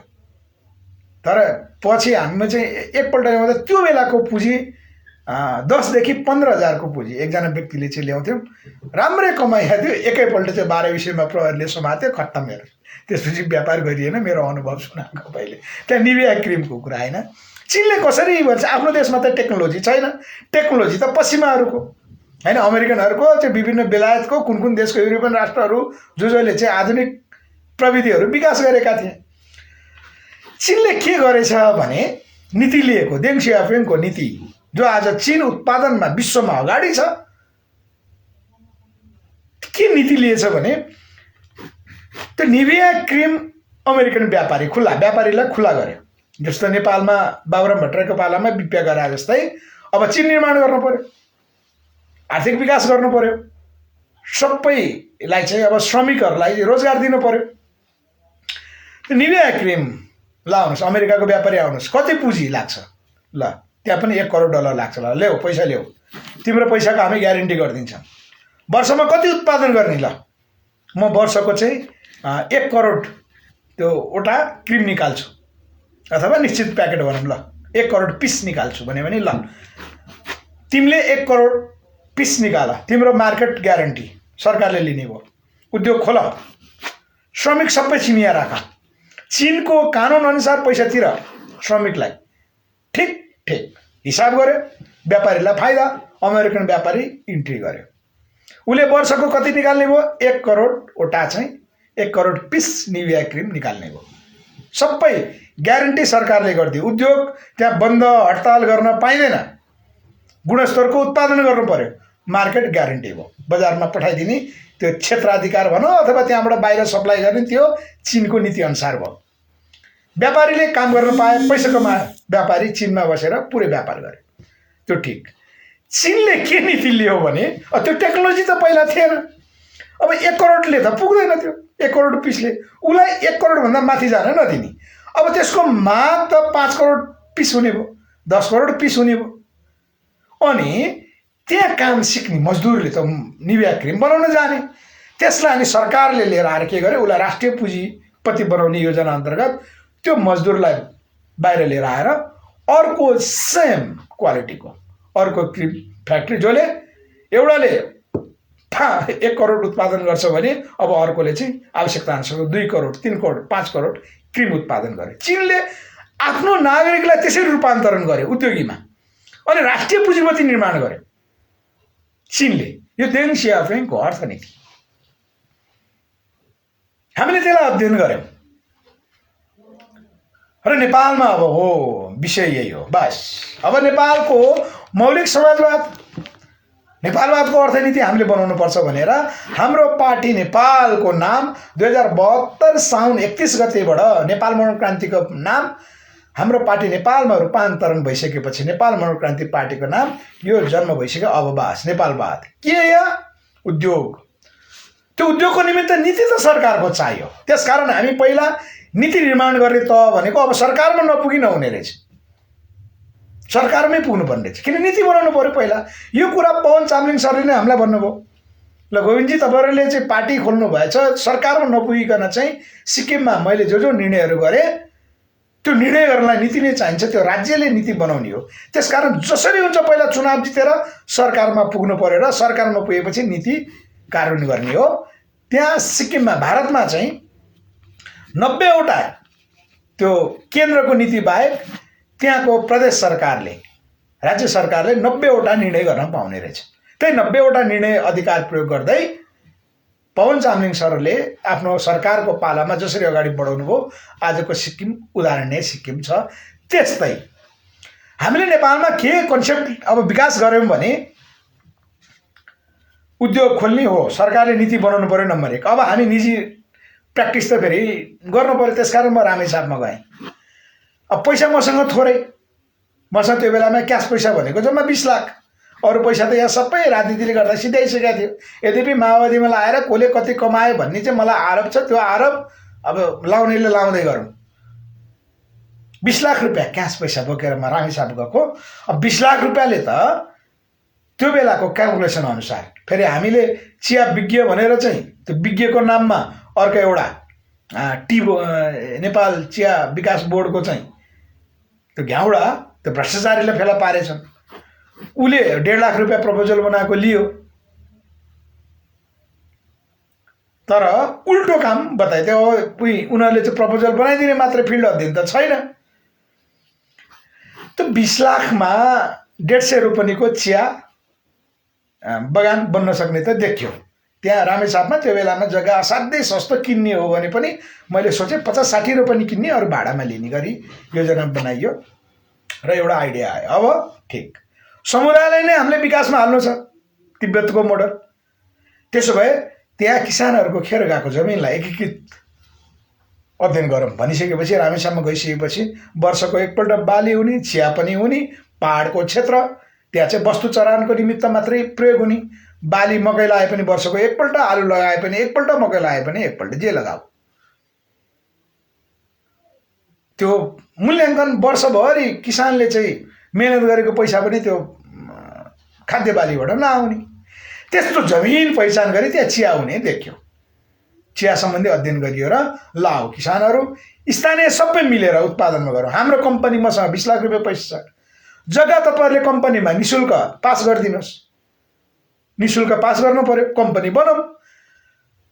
कम्पनी अब म लगानी गर्छु, मेरो थोरै पैसाले चाहिँ कम्पनीको प्रपर्टी पनि भयो र कम्पनीले जति आम्दानी गर्छ सेयरको आधारमा नाफा खाउँ भन्ने हिसाबले 5 वर्षपछि चियाको आम्दानी हुने जुन प्रोजेक्ट त्यहाँ राख्यो, आज त्यो मोडेल मैले रामेछापमा गरेँ। अब त्यो बेलामा राजनीतिक दल भन्नु हुन्थेन, मैले भन्ने कुरा पनि भएन। यद्यपि सरकारको नीति नभए हुनाले निजी स्तरबाट अहिले पनि त्यहाँ धेरै अवरोध भएको कारणले हामी मिसिन राख्नलाई 2 वर्ष ढिला भइसक्यो। त्यो समुदायलाई बुझाउन गाह्रो। कतिपयले चाहिँ मेरो जग्गा गोविन्द बोहराले खायो भनेर नै हामीलाई चाहिँ आरोप लाउँछन्। मेरो होइन, यो कम्पनीको नाममा छ जग्गा, त्यो कम्पनी हो। अब कम्पनी डुब्यो भने स्थानीय मान्छे पनि डुब्छन्, हाम्रो पैसा पनि डुब्छ। कम्पनीले फाइदा खाए, स्थानीयहरूले सहयोग गरे भने त्यहाँको स्थानीय जग्गावालाले पनि पैसा त्यही अनुसारको सबैले बराबर सेयर पाउने हो। जग्गा अनुसारको, कोहीको 2 रुपियाँ होला, कोहीको 10 रुपियाँ, कोहीको 9 रुपियाँ, कोहीको 30 रुपियाँ जग्गा छ, त्यही अनुसारको उनीहरूले सेयर पाउने हो। हामीले पैसा लगानी गरे अनुसारको पाउने हो। त्यो मोडलबाट चाहिँ हामीले रामेछापमा गरे हो। अब हामीले लिएको नेपाल नीति के हो भन्दा,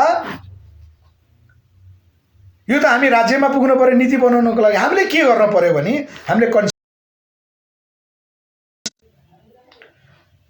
हाम्रो नेपालमा महेन्द्रको पालामा खुलेका उद्योग धन्दा कल कारखानाहरू जो राष्ट्रिय निर्माणका आधारहरू थिए, पूर्वाधार भनौँ, जसरी अहिले नेपाल राष्ट्रलाई चाहिँ हामी निर्माणमा लाने हो भने सडक र ऊर्जा बत्ती चाहिन्छ भने जस्तै, त्यो बेलामा महेन्द्रको पालामा नेपाल विकासको निर्माणको आज नेटले अलि डिस्टर्ब गरिरहेको छ, नेट कमजोर छ यहाँको। त्यो उद्योग कल कारखानामा श्रमिकको नाममा हामीले श्रमिकको हक अधिकार, किनभने यहाँ विदेशीले व्यवस्थापन गरेपछि ट्रेड युनियनको संरचना बनाइयो, हामी पनि त्यसमा इन्भल्भ भयौँ। त्यो उद्योग धन्दा कल कारखाना सबै बन्द गरिए, चाहे हिमाल सिमेन्ट, चाहे भ्रिकुटी काज कारखाना, चाहे चिनी मिल, चाहे गोरखकाली टायर उद्योग, चाहे चाहिँ दोलखाको म्याग्नेसाइट एन्ड ओरिएन्टल कम्पनी होस्, चाहे जनकपुर सरकार, जति पनि राणाको पालामा खुलेको रघुपति जुट मिल विराटनगरको, त्यो पनि बन्द भयो। र हामीले के भन्यौँ भने अब नेपालमा 3 करोड नेपाली जनता उत्पादनमा जाने हो भने समाजवादमा जस्तो काम गर, तर काम गरेको पैसा मात्र लिऊ भन्ने होइन कि अब कुनै पनि राष्ट्रिय स्तरका उद्योगहरू एउटै व्यक्तिको हुनु हुँदैन। विश्वमा समाजवादको अभ्यास आफ्नो देशले आफ्नो सापेक्षतामा गरे पनि नेपालमा अब हामीले नीति बनाउन पाउने हो भने सबै श्रमिकलाई, जो उद्योगमा श्रम गर्छन्, उनीहरूलाई 50% न्यूनतम अहिलेलाई सेयर दिनुपर्छ।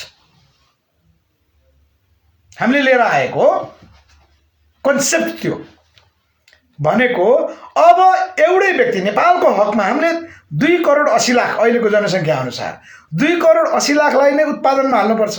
चीनमा चाहिँ देङ सियाओपिङ पछि चाहिँ अर्थनीति त्यहाँको राष्ट्रिय पुँजीपति, नागरिकलाई राष्ट्रिय पुँजीपति बनाएको जस्तै हामीले नेपालको 2 करोड 80 लाखलाई नै राष्ट्रिय पुँजीपतिको संरचनामा हाल्न पर्ने मोडल के हुन सक्छ भनेर जो अध्ययन गर्यौं, ल प्रहलाद बोहरा कडा छ,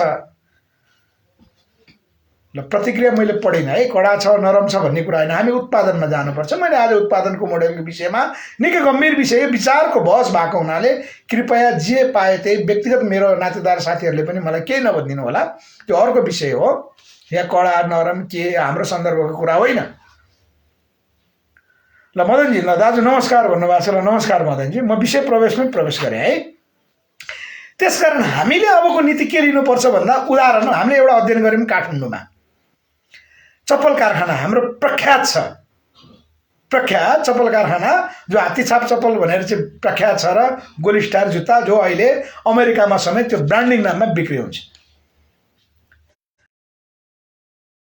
स्टार जुत्ता कारखाना यता माओवादीको जुत्ता कारखाना पनि भन्थे, त्यो फरक विषय भयो। मैले उदाहरण हामीले अध्ययन गरेको, यो भित्री कुरा नबने पनि हुन्थ्यो। मैले चाहिँ खुल्ला, किन हामी चोर होइन, डकैती होइन, लुट्ने होइन, लुटेर होइन, हत्यारा होइन, हामी कोही विदेशीद्वारा प्रायोजित नभए हुनाले अध्ययन गरेको विषय के हो त्यो म भन्छु। यो यो नेट असाध्यै डिस्टर्ब छ। मैले चप्पल कारखानाको अध्ययन गरेको थिएँ, त्यहाँ काम गर्ने साथी म आफैले पनि 2049 सालमा अब पहिलो चरणमा टेस्टमा फेल भइहाल्यो। टेस्टमा फेल भएपछि त बुवाले मार्ने, त्यहाँ भागेर चाहिँ चप्पल कारखानामा काम गरेको थिएँ। हेर्नुहोस् 2049 सालमा मैले त्यहाँ 4 महिना काम गरेँ। एकजनाको आरोपको कारणले गर्दा मैले छोडेँ। त्यसमा हाम्रो ध्यान आकर्षण भएर चप्पल कारखाना जुन जुत्ता त्यहाँ बन्छ, चप्पल बन्छ, त्यसको लागत मूल्य हामीले त्यसको विषय विज्ञसँग सम्बन्धित भएर कुराकानी गर्दाखेरि 30 करोडमा त्यतिको जुत्ता कारखाना खोल्न सक्ने रहेछौँ। 30 करोडमा हामीले सञ्चालन समेत गर्न सक्ने रहेछौँ। त्यसको लागत 30 करोड। यो 2070 सालको हाम्रो अध्ययन। अहिले मूल्याङ्कन त्यो के कति छ हामीलाई थाहा छैन। र त्यहाँ काम गर्ने श्रमिक रहेछन्, त्यो चप्पल कारखाना र जुत्ता समेत गर्दाखेरि 2500 देखि 3000 त्यहाँ काम गर्ने मान्छे रहेछन्। त्यतिजना 2500 देखि 3000 जनाले काम गर्दा रहेछ। र हामीले क्याल्कुलेसन गऱ्यौँ, यदि 50% सेयर यदि दिने हो भने त्यो 15 करोड मूल्याङ्कन, 15 करोडको सेयर मजदुरलाई दिँदा एकजना बराबर 50,000 पर्दो रहेछ। अब एकजना श्रमिकले 50,000 क्यास पैसा त हाल्न सक्दैन, तर नीति भयो भने, गभर्मेन्टको नीति भयो भने अहिले चप्पल कारखानाले जति पैसा कमाउँछ, एकजना के पुकार राणा कि के राणा हुनुहुन्छ कोनी, उहाँको नूरप्रसाद राणा बुवा त बित्नुभयो, के राणाहरू हुनुहुन्छ, त्यो पैसा त सबै व्यक्तिले पाउने हो। यद्यपि व्यक्तिले पहिला चाहिँ बौद्धिक सम्पत्ति लगानी गरेर उद्योग खोल्यो, ठिक छ। हामीले भनेको 50%। अब श्रमिकलाई मालिक बनाउने कहिले त? चीनमा समाजवाद त होला, समाजवाद पनि अहिले त भन्न मिल्दैन, तर आफ्नो क्षमता अनुसारको काम भयो, काम अनुसारको दाम भयो, तर ऊ राष्ट्रिय पुँजीपति कहिले बन्न सक्दैन। अब राष्ट्रिय पुँजीपति बन्ने कहिले भन्दा जब श्रमिकले आफूले उत्पादन गरेको वस्तुमा स्वामित्व पाउँछ। त्यो स्वामित्व पाएपछि न ऊ बढी पैसा हुन्छ उसको। त्यसकारण हामीले चाहिँ चप्पल कारखानामा काम गर्ने साथीहरूलाई 50% सेयरको अधिकार दिन सक्यो भने 15 करोड, 50%। 15 करोड भनेको एकजना बराबर 50,000 आउँदो रहेछ। 50,000मा एउटा न्यूनतम तलब त्यहाँ 15,000 त खान्छ नि। महिनाको 1000 रुपियाँ चाहिँ जम्मा गर्ने, 50 महिनामा 5-7 वर्षपछि कटौती गर्ने, उसको पैसा पुरा हुन्छ। त्यो 1000 रुपियाँ सेयर काट्ने भने त कुनै ठुलो कुरा होइन, हामीले सञ्चय कोष काटे जस्तै। यसो गर्दाखेरि सम्पूर्ण चप्पल कारखानाका फ्याक्ट्रीका श्रमिकहरू काम पनि आफ्नो उद्योगमा काम गर्ने भए, उत्पादनमाथिको स्वामित्व, वस्तुमाथिको स्वामित्व भयो। यसो गर्दाखेरि चप्पल कारखानामा किन हडताल हुन्छ? चप्पल कारखानाको मालिकले त पैसा उहिले उठाइसकेका छ लगानी, अनि विन विनमा जान्छ। श्रमिकहरू त्यसपछि बिस्तारै 10 वर्ष चप्पल कारखानामा काम गरेपछि उसले त्यस्तै जुत्ता फ्याक्ट्री खोल्न सक्छ। अन्त समूहगत रूपमा 100 जना, 200 जना, 500 जना, 1000 जना मिलेर यसरी उद्योगको विकास हुन्छ। हाम्रो यो नमुना हो। यो नेपालवादको अर्थनीति अन्तर्गतको मोडेल हो। नेपाललाई, आम नेपाली जनतालाई उत्पादनमा जोड्ने र नेपाललाई समृद्ध बनाउने हाम्रो मोडेल हो। त्यसकारण अबको हाम्रो उद्योग नीति एकजना जस्तो यो नियम सिजी ग्रुपमा लागू हुन सक्छ, राष्ट्रिय ठुल्ठुला उद्योगमा है।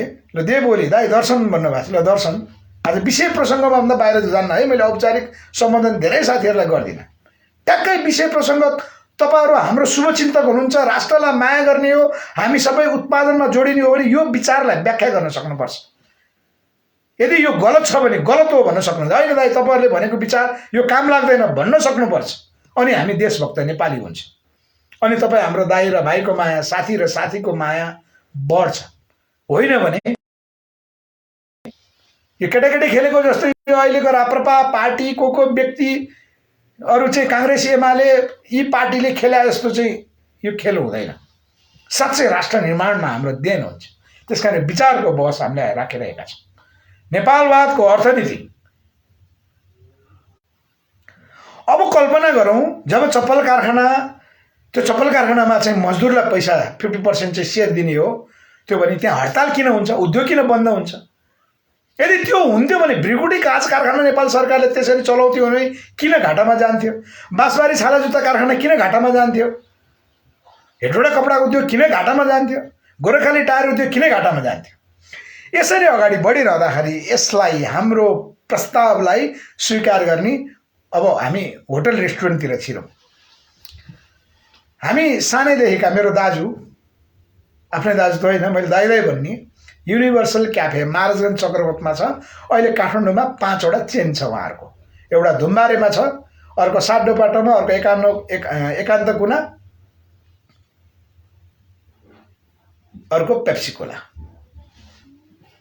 त्यो चेन बिजनेस उहाँहरूले चलाइरहँदाखेरि यो नियम उहाँहरूले एकैचोटि 50% त गर्नु भएन उहाँहरूले सुरुवात गर्नुभयो पहिला 15%बाट त्यसपछि 30% पुर्याउनु भयो अहिले 50% सेयर श्रमिकलाई दिनुभएको छ ती युनिभर्सल क्याफे जो जानुहुन्छ त्यहाँ श्रमिकहरू लामो समयदेखि काम गर्नुभएको छ सर्भिस एक छ सबै होटलमा कहीँ श्रमिकको समस्या छैन चाहे सेफको चाहे वेटरको चाहे एकाउन्टेन्टको अरू होटलमा हेर्नुहोस् काम गर्ने मान्छे 3-4 महिना 5-6 महिना भन्दा भएनन् श्रमिक पाउनै गाह्रो भन्छ युनिभर्सल क्याफे हाम्रो कृष्ण मगरदाई हुनुहुन्छ अहिले सञ्चालक मार्जन चक्रवतमा यो अवलम्बन गर्नुपर्छ हामीले आम नेपाली जनता राष्ट्रिय पुँजीपतिको हिस्सेदार हुन्छ त्यस्तै गरी बन्द भएका उद्योग धन्दा कल कारखानामा आज 80 लाख भन्दा बढी युवा शक्ति श्रम कम गरिरहनु भएको छ भने उनीहरूसँग 1-1 लाख रुपियाँ मात्रै सेयर उठाउने हो भने जसले पनि 1 लाख रुपियाँ पैसा हाल्न सक्छ उनीहरूलाई चाहिँ हामीले पुराना उद्योग प्लस अहिले पेट्रोल खानीको कुरा छ फलम खानीको कुराहरू छ युरेनियम खानीको कुराहरू छ यस्ता थुप्रै काममा हामीले इन्भल्भ गराउन सक्छौँ ती सबै 80 लाख भन्दा बढी युवा शक्ति नेपालमा आएर राष्ट्रिय पुँजीको निर्माणकर्ता बन्न सक्छन् यसको निमित्त अवरोध हो नीति यो नीति नबनाइकन हुँदैन हाम्रो पार्टी नेपालले अहिले लागू गर्ने कुरा भएन किनभने हामीले नमुना प्रोजेक्ट रामेछापमा गरिरहँदाखेरि हामीलाई नै चोर गधा लुटेर भनेर भन्ने मान्छे अहिले छन् ती कांग्रेस एमाले माओवादी राप्रपाका मान्छे छन् हामीलाई चोर भन्ने माओवादीले भन्ने लुटा भन्ने ठग भने हाम्रो लगानीकर्ता गोपाल कक्षपतिलाई यहाँबाट इन्भेस्टरको रूपमा पछि लिएर जाँदा यहाँ गाडी फुटाइदिए भने यस्ता अपराध यसलाई नीतिद्वारा कन्ट्रोल गर्नुपर्छ किन राज्यको नीति भएन भने त्यस्तो हुन्छ त्यसकारण हामीले राज्य सत्ता प्राप्त जसरी नै गर्नुपर्छ त्यो राष्ट्रको लागि भनेको कारण त्यहाँ हो यो उदाहरण हो मान्छेले बुझ्दैनन् गाउँले मान्छेलाई हामीले दोष दिने कुरा आउँदैन किन हामी शिक्षित मान्छे सहरबाट नेपाललाई उत्पादन गर्नको निमित्त जुन कार्य गर्दैछौँ एउटा भनाइ छ नि जसले काम गर्छ त्यसलाई चाहिँ आरोप आउँछ भनिन्छ नि कामै नगर्ने हो भने त कसलाई आरोप आउने र आउँदैन त्यसकारण बदुवा जनावरलाई त हामीले के गर्छौँ त्यो जनावरलाई बाँधेर राख्नु भनेको मोटो होस् भनेर एउटा निश्चित उमेरमा आफ्नो अनुकूल भएपछि त्यसलाई चाहिँ मारेर खाने नै हो काटेर खाने नै हो हामी त्यस्तो गर्न चाहदैनौँ हामी उत्पादनमा जोडिने राष्ट्रको निमित्त हामीले चाहिँ आम नेपाली जनतालाई उत्पादनमा जोड्नु छ र अब एउटै उद्योगको मालिक एकजना व्यक्ति हुँदैन त्यसकारण चाहे सिजी कम्पनी हुन् चाहे कोकाकोला फ्याक्ट्री बहुराष्ट्रिय कम्पनी हुन् नेपालभित्र उद्योग चलाउने हो भने श्रमिकलाई 50% सेयर दिनै पर्छ यो नेपालवादको अर्थनीतिको हेरौँ यसले अनि कुन उद्योग धन्दा कलकारखानामा हडताल हुन्छ नेपाल राष्ट्रको उत्पादन कति बढ्छ भन्ने कुरा त्यहाँबाट देखिन्छ अहिले त समस्या के एउटा मजदुरले चाहिँ श्रमिकले महिनाको 15,000 मा काम गर्न परेको छ काठमाडौँमा भाडै पर्छ 10 देखि 15,000 खाने के बच्चा पढाउने के स्वास्थ्य उपचार गर्ने के समस्या यो सरकारी कर्मचारीको त एउटा साधारण तल्लो तहको कर्मचारीको त तलब 25 देखि 30,000 छ भने उ बाँच्न सक्दैन त्यसकारण भ्रष्टाचार गर्न बाध्यकारी छ यो हाम्रो संविधानको व्यवस्थाको कारण हो संविधानको कारण हो हामीले हिजो पनि भन्यौं संविधान भ्रष्टाचार मैत्री छ राज्यका अङ्गका प्रमुखहरू जसले सत्ता चलाइरहेछन् उनीहरूकै कार्यकर्ता भर्ना गर्ने गरीको कानुन बनाइएको छ मजदुरहरूलाई छैन म आज बिहान भर्खर यसो हेर्दै मर्निङ वाकमा जाँदा महाराज चक्रपथमा हेर्दै थिएँ बिचरा त्यहाँ सडकमा ड्युटीमा रहने ट्राफिकको दोष होइन उनीहरूलाई जो निर्देशन गरियो हाम्रो यो संविधानको संरचना भन्नुपर्छ त्यो के गर्दै थिए जो बिहानै पैसा कमाइ हुन्छ कि भनेर पुरानो माइक्रो अब चलाउँदै थिए। पुरानो माइक्रोलाई चाहिँ चेक, भाडाको गाडीलाई चाहिँ चेक, जसले श्रम गर्ने श्रमिकहरूलाई ओसार्छ। बिचरा ऊ पैसा बिहान केही हुन्छ कि भनेर भोक निन्द्रा पनि राम्रो नसुतिकन 5 बजे उठेर गाडी धोए। आज नेटले असाध्यै डिस्टर्ब गरिरहेको छ, झन्झट नमानिदिनु होला। हाम्रो यो लाइभ आज छुट्नु भयो भने पनि भोलि म युट्युबमा हाल्छु। आजको विशेष भावनाले भोलि युट्युबमा हाल्छु। त्यो युट्युब चाहिँ डाउनलोड गरेर पनि हेर्नु होला समय अनुकूल। मैले मार्जन चक्रपथको आज बिहानैको कुरा है, यो आज आइतबार बिहानको कुरा यो 6:30 बजेको कुरा। त्यो ट्राफिक 3-4 जना बसिया छन्। अनि त्यो भाडाको गाडीलाई अनि एउटाले कुखुरा बोकेर आएको थियो। त्यो गाडीलाई चेक गर्यो। म एकछिन उभिएर हेरेँ। अब त्यहाँ मलाई बोल्न मन लागेको थियो। मैले बोलेँ भने त मलाई तुरन्तै त्यो ट्राफिकले प्रहरी बोलाएर थुनिदिइहाल्छ चक्रपथ लगेर। मैले त बोल्ने, किन धेरै भोगेको छु मैले अनाहकमा। त्यहाँ बोल्न त मैले बोलिनँ, मेरो राज्य यस्तै छ भन्दा नि बिचरा ती ट्राफिकको पनि दोष होइन, उनीहरूलाई निर्देशन गर्ने राज्यको संरचनाको दोष हो। त्यो श्रम गर्ने मान्छेले यति दुःख दिएको छ। अब कुखुरा बोकेर बिचरा रातारात कहाँबाट कुखुरा बोकेर आएको छ, कुन पसलमा बिहानै 5 बजे पुर्याइसक्नु पर्ने, एक त 6:30 बजे थियो होला। त्यो गाडीका सबै चेक के चेक गरेको थियो? गुडेर आएको गाडीमा कुखुरा ल्याएछ, माइक्रोले मान्छे उसारेछ। त्यो तपाईँको चाहिँ प्लास्टिकको त्यो बार लगाएर त्यहाँ छिराछ, अनि टल्केको गाडी आएछ। हेर्दैछ मैले त्यहाँ केटी पनि छन्, राम्रै मान्छे टक्क अगाडि बसेका छन्। त्यो चिल्लो गाडीलाई चाहिँ चेक छैन। उताबाट जानुहोस् भनेर अर्कोतिरबाट प्राइभेट गाडीलाई, श्रम गर्ने मजदुरलाई चाहिँ बिहान सडकमा जाँच। योभन्दा मन के रोन्छ? बडा त दुःख लाग्दो कुरो। यहाँ अहिले हेरिरहनु भएको थियो नवीनाजी कता जानुभयो? नवीनाजी पनि ट्याक्सी चालक हुनुहुन्छ, लेडिज भइकन उहाँ बिहान दुध बेच्नुहुन्छ बालोटारमा। दुध बेचेर आफ्नो ट्याक्सी चलाउनुहुन्छ, उहाँलाई अनुभव छ यो। मलाई लाग्यो ट्राफिक प्रहरी प्रमुखलाई के भन्नु, यसको लागि पनि हामीले यातायात क्षेत्र सुधार अभियान मार्फत गर्न खोजेको फेरि हामीसँग कोही सङ्गठित हुँदैन, किनभने यो बुर्जुवा ठाउँ हो। यहाँ जसले सक्यो त्यसले गर्यो। त्यसकारण म भन्छु तपाईँहरूले अभियान चलाउनुपर्छ। आउनुहोस्, जोड्यौँ, छलफल गऱ्यौँ। श्रम गर्नेहरू हामीले भनौँ, भाडाका गाडीलाई एक ठाउँमा चेक गरौँ न। एक ठाउँमा चेक गरेपछि काहीँ गाडी जाँच गरिसकेपछि चिट दिने चलन छ अहिले? छैन। एक ठाउँमा चेक गरेपछि त सबै ठाउँमा हुनु पर्यो नि। अब चाँबेलमा चेक, धुम्बारेमा चेक, मार्जन चक्रपथमा चेक, सामकोसीमा चेक, बालाजीमा चेक, कति ठाउँमा चेक? यति तनाव दिइन्छ मजदुरलाई। अनि सडकमा काम गर्न निक्लेको एउटा चालकलाई चाहिँ तपाईँको प्रेसर हाई त्यसै हुन्छ। 5-7 वर्ष काम गरेपछि प्रेसर हाई त्यसै हुन्छ। रोग त्यसै लाग्छ चिन्ताले। ट्राफिकले चिट समातिदिन्छ। चिटको 1000 रुपियाँ तिर्नु पर्यो। 1000 रुपियाँ एउटा चालकलाई पैसा कमाउनलाई कति दिन लाग्छ हामीलाई थाहा छ। म स्वयं त्यही पेसाबाट आएको मान्छे। म गाडी व्यवसायी। म आफै धेरै लामो समय रात्रिकालीन गाडी व्यवसायमा चाहिँ इन्भल्भ भएको मान्छे। त्यो मलाई थाहा छ पीडा। त्यसकारण राज्यको संरचना यो नीति नबनाइकन हुँदैन। त्यसकारण हाम्रो पार्टी नेपाल राष्ट्रिय नीतिसहितको राज्य सत्ता निर्माण गर्न चाहन्छ, त्यसको नेतृत्व कर्ता बनाउन चाहन्छ।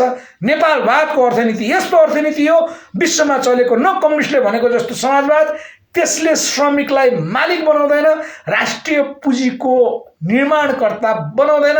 त्योभन्दा उन्नत नेपालबाट हामीले नेपालवादको अर्थनीतिलाई लागू गर्नुपर्नेछ। यो विश्वकै मौलिक अर्थनीति हुन्छ। हाम्रो नेपाललाई हाम्रो जस्तो तरिकाले अगाडि बढाउने हो बस।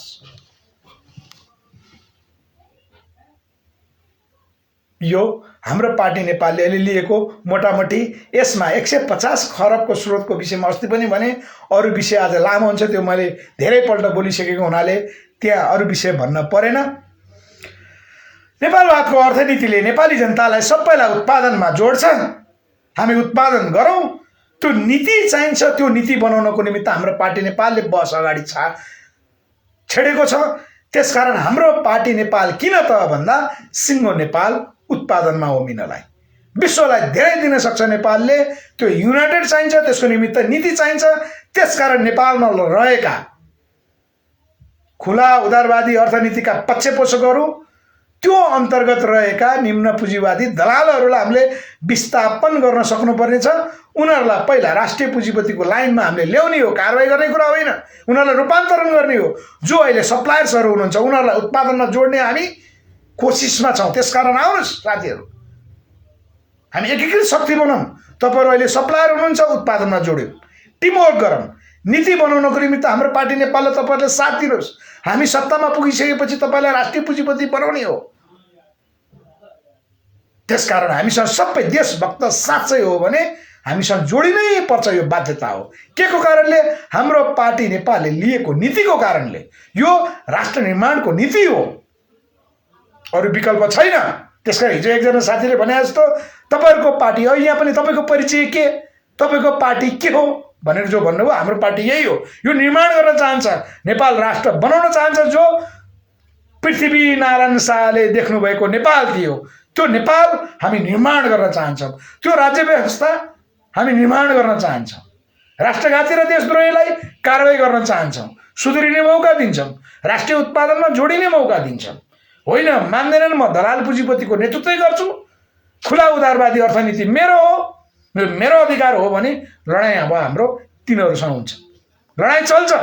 त्यसकारण अब देशद्रोहीको पक्षमा कि राष्ट्रभक्तहरूको पक्षमा चोइस तपाईँको। हामी त्यो खुला योजनाका साथ निर्माण भएका पार्टी हौँ। त्यो विचारलाई हामीले सम्प्रेषण गरिरहेका छौँ। हाम्रा सङ्गठनका आधारहरू त्यही हुन्। त्यसकारण बाहिर सङ्गठन अरूका जस्ता ढुङ्गा हान्ने, पुलिसलाई चाहिँ बानेश्वरमा गएर चाहिँ बिच्क्याउने, जो के कसैलाई चाहिँ जिस्क्याउनुको निमित्त जिस्काइदिने, हाम्रो सङ्गठन त्यो होइन। हाम्रो सङ्गठनले त्यो गर्दैन। त्यसकारण हाम्रो सङ्गठन बाहिर देखिँदैन, तर यो विचार निर्माण त्यसै भएको छैन। यति कुरा राख्दै आज अब मैले कति भन्न सकेँ यो लाइभमा। आज नेटले पनि डिस्टर्ब गर्यो, धेरै साथीहरू पनि आज हुनु भएन, किन हिजो अस्ति थुप्रै हुनुहुन्थ्यो। आज राष्ट्रिय निर्माणको बाटो हामीले राखिरहँदाखेरि एकदम कम साथी आउनुभयो।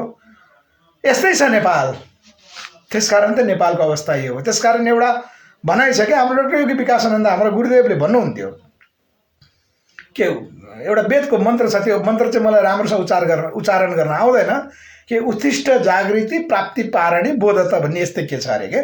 त्यसको अर्थ चाहिँ गुरुजीले कसरी भन्नुहुन्थ्यो भने, तपाईँहरू उठ्नुहोस्, तपाईँ उठ्नु भएन भने उठेकाहरूले तपाईँलाई किल्चेर हिँड्न बाध्य हुन्छन् भन्नुहुन्थ्यो कि। त्यही हो, हामी उठ्ने हो। हामी उठेनौँ भने उठेकाहरू भनेको अहिलेका राष्ट्रघाती देशद्रोहीहरू जो निर्णायक छन्, अपराधी भनेर गाली गरिरहेका छौँ हामीले, नेपाल विरुद्धको निर्णय लिनेहरू भनिरहेछौँ, तिनीहरूले हामीलाई अहिले जस्तै चलाइरहन्छ। राष्ट्रिय पुँजीपति जो दलाल पुँजीपतिको नेतृत्वकर्ता छन्, तपाईँ हाम्रा श्रम लुटिरहन्छन्, हाम्रा फाइदा खाइरहन्छन्। त्यसकारण यहाँ पेट्रोलको भाउ 150 बढ्यो, ग्यासको भाउ यति भयो, मुर्दाबाद भन्न पर्दैन, त्यो अर्थ छैन। किन? त्यो अवस्था हामीले बनाएको, हामीले भोट दिएर जिताएका नेता हुन्, हामीले कारवाही गर्न सक्दैनौँ, गर्छन् त्यस्तै। त्यसकारण यसको निमित्त हाम्रो पार्टी नेपालमा सङ्गठित भएर एकत्रित भएर हामी सत्तामा नपुगिकन अब बदलिनेवाला छैन। त्यसकारण राष्ट्रघाती र देशद्रोहीहरूको विकल्प हाम्रो पार्टी नेपाल नयाँ विचारसहित वैकल्पिक राजनीतिक बनेको पार्टीको नाम होइन, मुद्दाको नाम हो। नेपाल राष्ट्र निर्माण गर्ने आधार हो।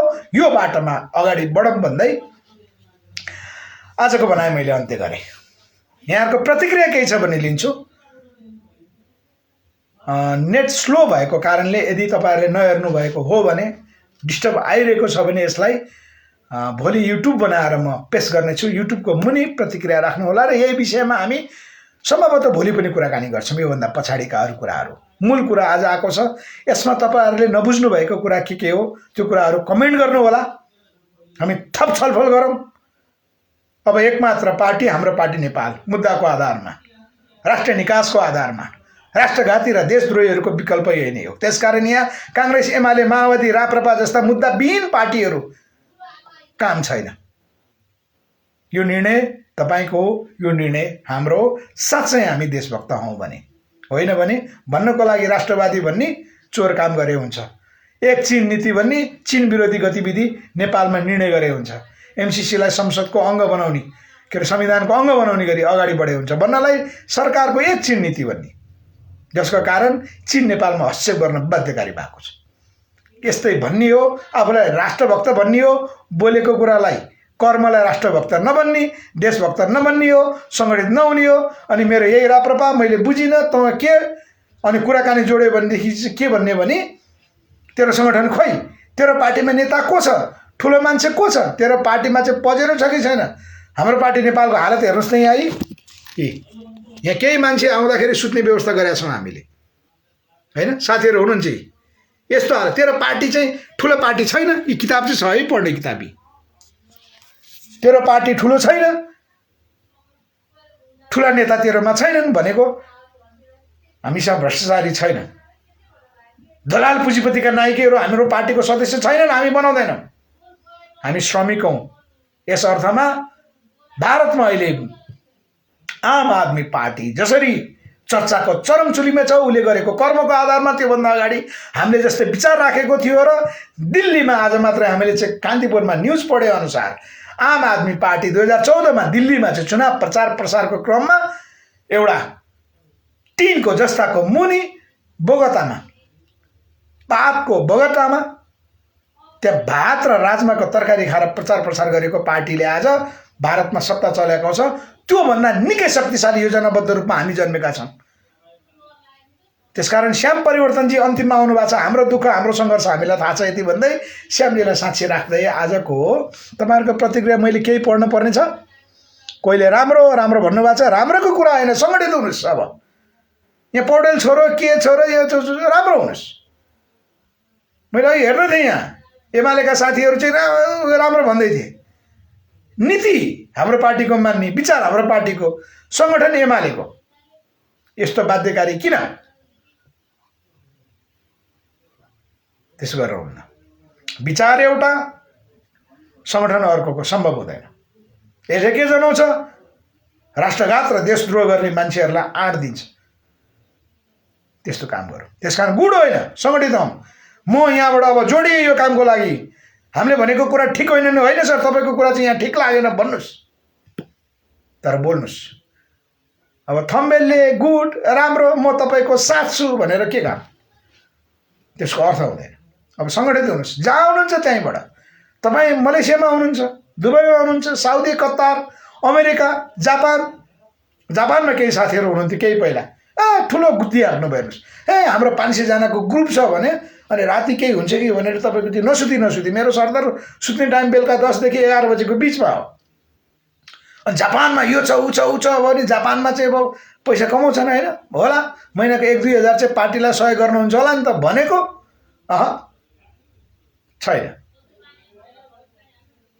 त्यसकारण विदेशमा भन्ने साथीहरू सबै अपवाद बाहेक खाडी मुलुक बाहेक ठुला राष्ट्रमा बस्नेहरू भन्न त भन्छन् यस क्रममा फेरि हाम्रो अमेरिकामा रहेका साँच्चै सहयोगी हामीले एकजनाको ऋण तिर्न सकेका छैन उहाँ आभारी महिला हुनुहुन्छ तनहुको उहाँको नाम मैले केही महिना अगाडि ल्याएको थिएँ दसैँमा हामीलाई यति आर्थिक समस्या पर्यो संविधानको ड्राफ्ट बनाउनलाई त्यो टाइप गरेको पैसा हामीले चाहिँ 6500 तिर्न पर्यो हामीसँग पैसा भएन दसैँको ठ्याक्कै समयमा टिकाभन्दा 4-5 दिन अगाडि 20,000 रुपियाँ उहाँले हामीलाई चाहिँ ऋण उपलब्ध गराउनु भयो अहिलेसम्म तिर्न सकेका छैन उहाँहरू जस्ता मान्छे हुनुहुन्छ अमेरिका बसे पनि उहाँहरूले तनहुमा उहाँको जग्गा छ आउनुहोस् सर यहाँ प्लान गर्नुहोस् खेती गर्नुहोस् भन्नुभएको छ पैसा पनि ऋण सहयोग दिनुभएको हो त्यो ऋण हामीले 2-3 महिनामा फिर्ता गर्छौँ भने थियौँ गर्न सकेका छैनौँ यो विषयमा हामी उहाँसँग क्षमा माग्दै त्यो हामी ऋण तिर्ने भनेपछि हामी जम्मा गर्दैछौँ देशभक्तहरू त्यसकारण हाम्रो पार्टी ठुलो पार्टी अरूको जस्तो होइन आउनुहोस् विचार निर्माणको क्रममा छौँ राष्ट्र निर्माणको क्रममा छौँ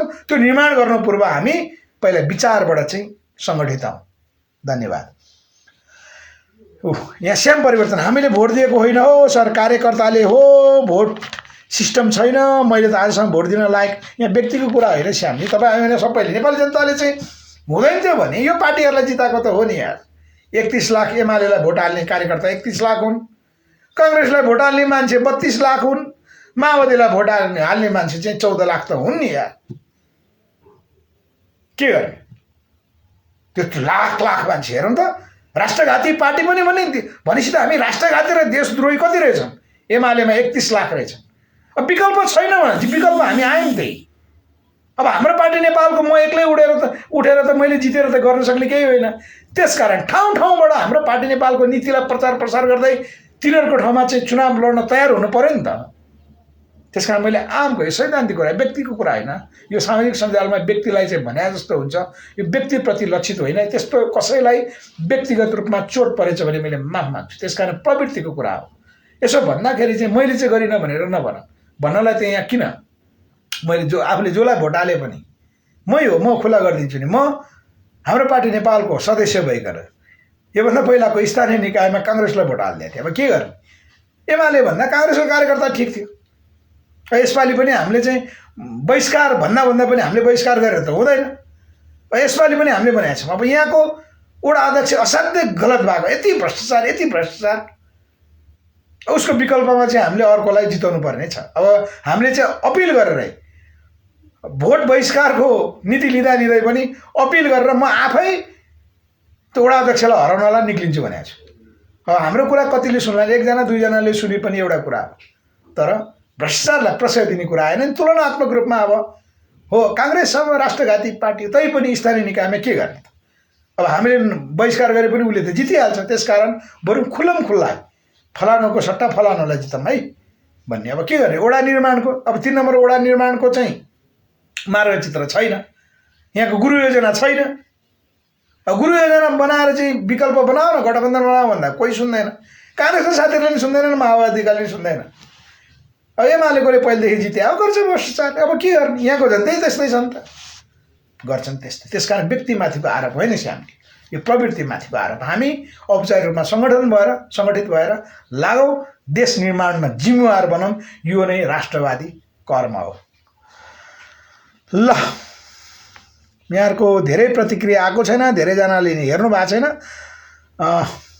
केही साथीहरूले चाहिँ हेर्नु भएको रहेछ है। बक्सर अमर लामाजी, ओहो ल, धर्म महर्जनजी, अमर लामाजी, तपाईँ अब नानधानमा तपाईँसँग भेटघाट गरेर नपा धेरै भएको छ, एकचोटि भेटघाट गर्नुपर्छ है। विजय थापाजी हेर्नु भएको छ। आज विजय थापाजीले के पनि प्रतिक्रिया दिनु भएन। शिवबहादुर बस्नेत सर जय होस्।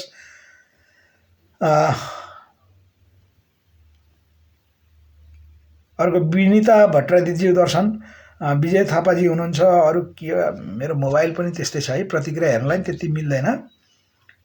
ल, अन्तिममा कसले हेर्नु भएको छ थाहा भएन मलाई। ल, श्यामजी, सुभाष बुढाथोकी सर, ओहो जय होस्। नवीनाजी, आज मेरो नृत्य गुरु हाम्रो प्रशान्त भाइ नृत्य गुरु सुभाष सर भक्तपुरबाट हुनुहुन्छ। निता लामाजी पनि हुनुहुँदो रहेछ है। शिवबहादुर सर, विजय थापाजी, बिन्ता भट्टराई, त्यही नाम आउँछ जति साह्रै पनि भएको के हो। सुवेदी कृष्णजीले हाम्रो कुराहरू पक्कै सुन्नुभयो होला, उहाँ अहिले हुनुहुन्न। तपाईँ परिचय खोज्नु भएको छ, उद्देश्य के हो र नेपालीले तपाईँबाट के आशा राख्ने भने, मबाट त व्यक्तिगत रूपमा त के हामीले विचार प्रस्तुत गरेका छौँ। मैले तपाईँलाई अघि पनि भने म्यासेन्जरमा आउनु होला भनेको छु। यो भिडियो पछि हेर्नुभयो भने पनि सम्झिनु होला है। ल, राजकुमार बोहरा, ओहो मिस्टर राजकुमार बोहरा सर, ल जय होस्। ल, म आज यो लाइभबाट बिदा हुन्छु। यसलाई हेर्न छुटाउनु भएको छ भने भोलि यो बिहान 10 बजीसम्म, भोलि अलि नभ्याएला, किन भोलि बिहान हाम्रो चाहिँ एउटा कार्यक्रम छ। 8 बजे हामी बिपी विद्रोह भोलि सार्वजनिक हुँदैछ, त्यो कुरा चाहिँ मैले राख्नुपर्छ। काठमाडौँको सिटी सेन्टरमा 8:15 बजे हामी पुग्नुपर्ने छ। त्यहाँ बिपी विद्रोह, बिपीले चाहिँ मेलमिलापको नीति मार्फत तत्कालीन राज संस्थासँग सहकार्य गर्नको निमित्त त्यो बिपी विद्रोह, गिरिजाप्रसाद कोइरालाको एकदम निकट पत्रकार भनेर चिनिन्छ। उहाँले पिएचडी त अझै सक्नु भएको छैन, सिध्याउने क्रममा हुनुहुन्छ। जगत नेपाल सर हुनुहुन्छ, उहाँ चर्चित पत्रकार हुनुहुन्छ। उहाँले 3 वर्षसम्म त्यो डकुमेन्ट्री बनाइसकेपछि पनि सार्वजनिक गर्न सक्नु भएको छैन, त्यति गम्भीर छ। र 3 वर्षपछि उहाँले भोलि विशेष कार्यक्रम मार्फत सार्वजनिक गर्दै हुनुहुन्छ। हामीलाई पनि निमन्त्रणा भएको हुनाले बिहानमा 8 बजी त्यता जाँदा फर्केर आउँदा यताउता गर्दाखेरि त्यहाँ धेरै मान्छे हाम्रो साथीहरू पनि हुनुहुन्छ। अरू विभिन्न पार्टीका परिचय गर्दा 10, 11, 12 बज्छ। यसलाई चाहिँ म यसलाई दिउँसो 12-1 बजे बिचमा युट्युब बनाएर म हाल्छु। अब हाम्रो अरू साथीहरू हुनुहुन्न कि श्यामजीले गरिदिनु भए हुन्थ्यो, मैले अरूलाई चाहिँ यसरी गर्नुहोस् भनेर अराउनलाई आज गाह्रो हुन्छ। त्यसकारण ल, यहाँ के भन्नुभएको छ, अन्धभक्त कार्यकर्ता भन्दा सचेत नागरिक भइदिए सबै ठाउँमा आउने थिए भन्न चाहिँ। अब विचारको कुरा छोडेको श्यामजी, अब के विचार चाहिँ राखे पनि हुँदैन। हामी लागौँ, अरूलाई भन्नुभन्दा हामी सङ्गठित हौँ, लागौँ। सम्भव छ भने श्यामजी, तपाईँ एउटा भिडियोग्राफर हुनुभयो हुनाले हाम्रो लाइभलाई कति सम्भव हुन्छ युट्युब बनाएर हाल्नलाई तपाईँले चाहिँ यदि सक्नुहुन्छ भने, समय मिल्छ भने यति गर्नलाई चाहिँ मैले रिक्वेस्ट गरेँ। अरू साथीहरूले पनि यो भिडियोलाई कपी गरेर जतिजनाले हाल्नु भए पनि हुन्छ, केही फरक पर्दैन। हाम्रो सम्पूर्णलाई स्वीकृति छ, किनभने यो विचार हो। विचारलाई हामीले एकदम व्यापक बनाउनु पर्ने छ। किनभने हामी राष्ट्रवादी कर्म गर्नतर्फ अगाडि बढ्दैछौँ। त्यही भन्दै ल आजबाट बिदा, के अरे आज यो लाइभबाट म बिदा भएँ है त। हस्, शुभरात्रि, जय होस्, नमस्कार।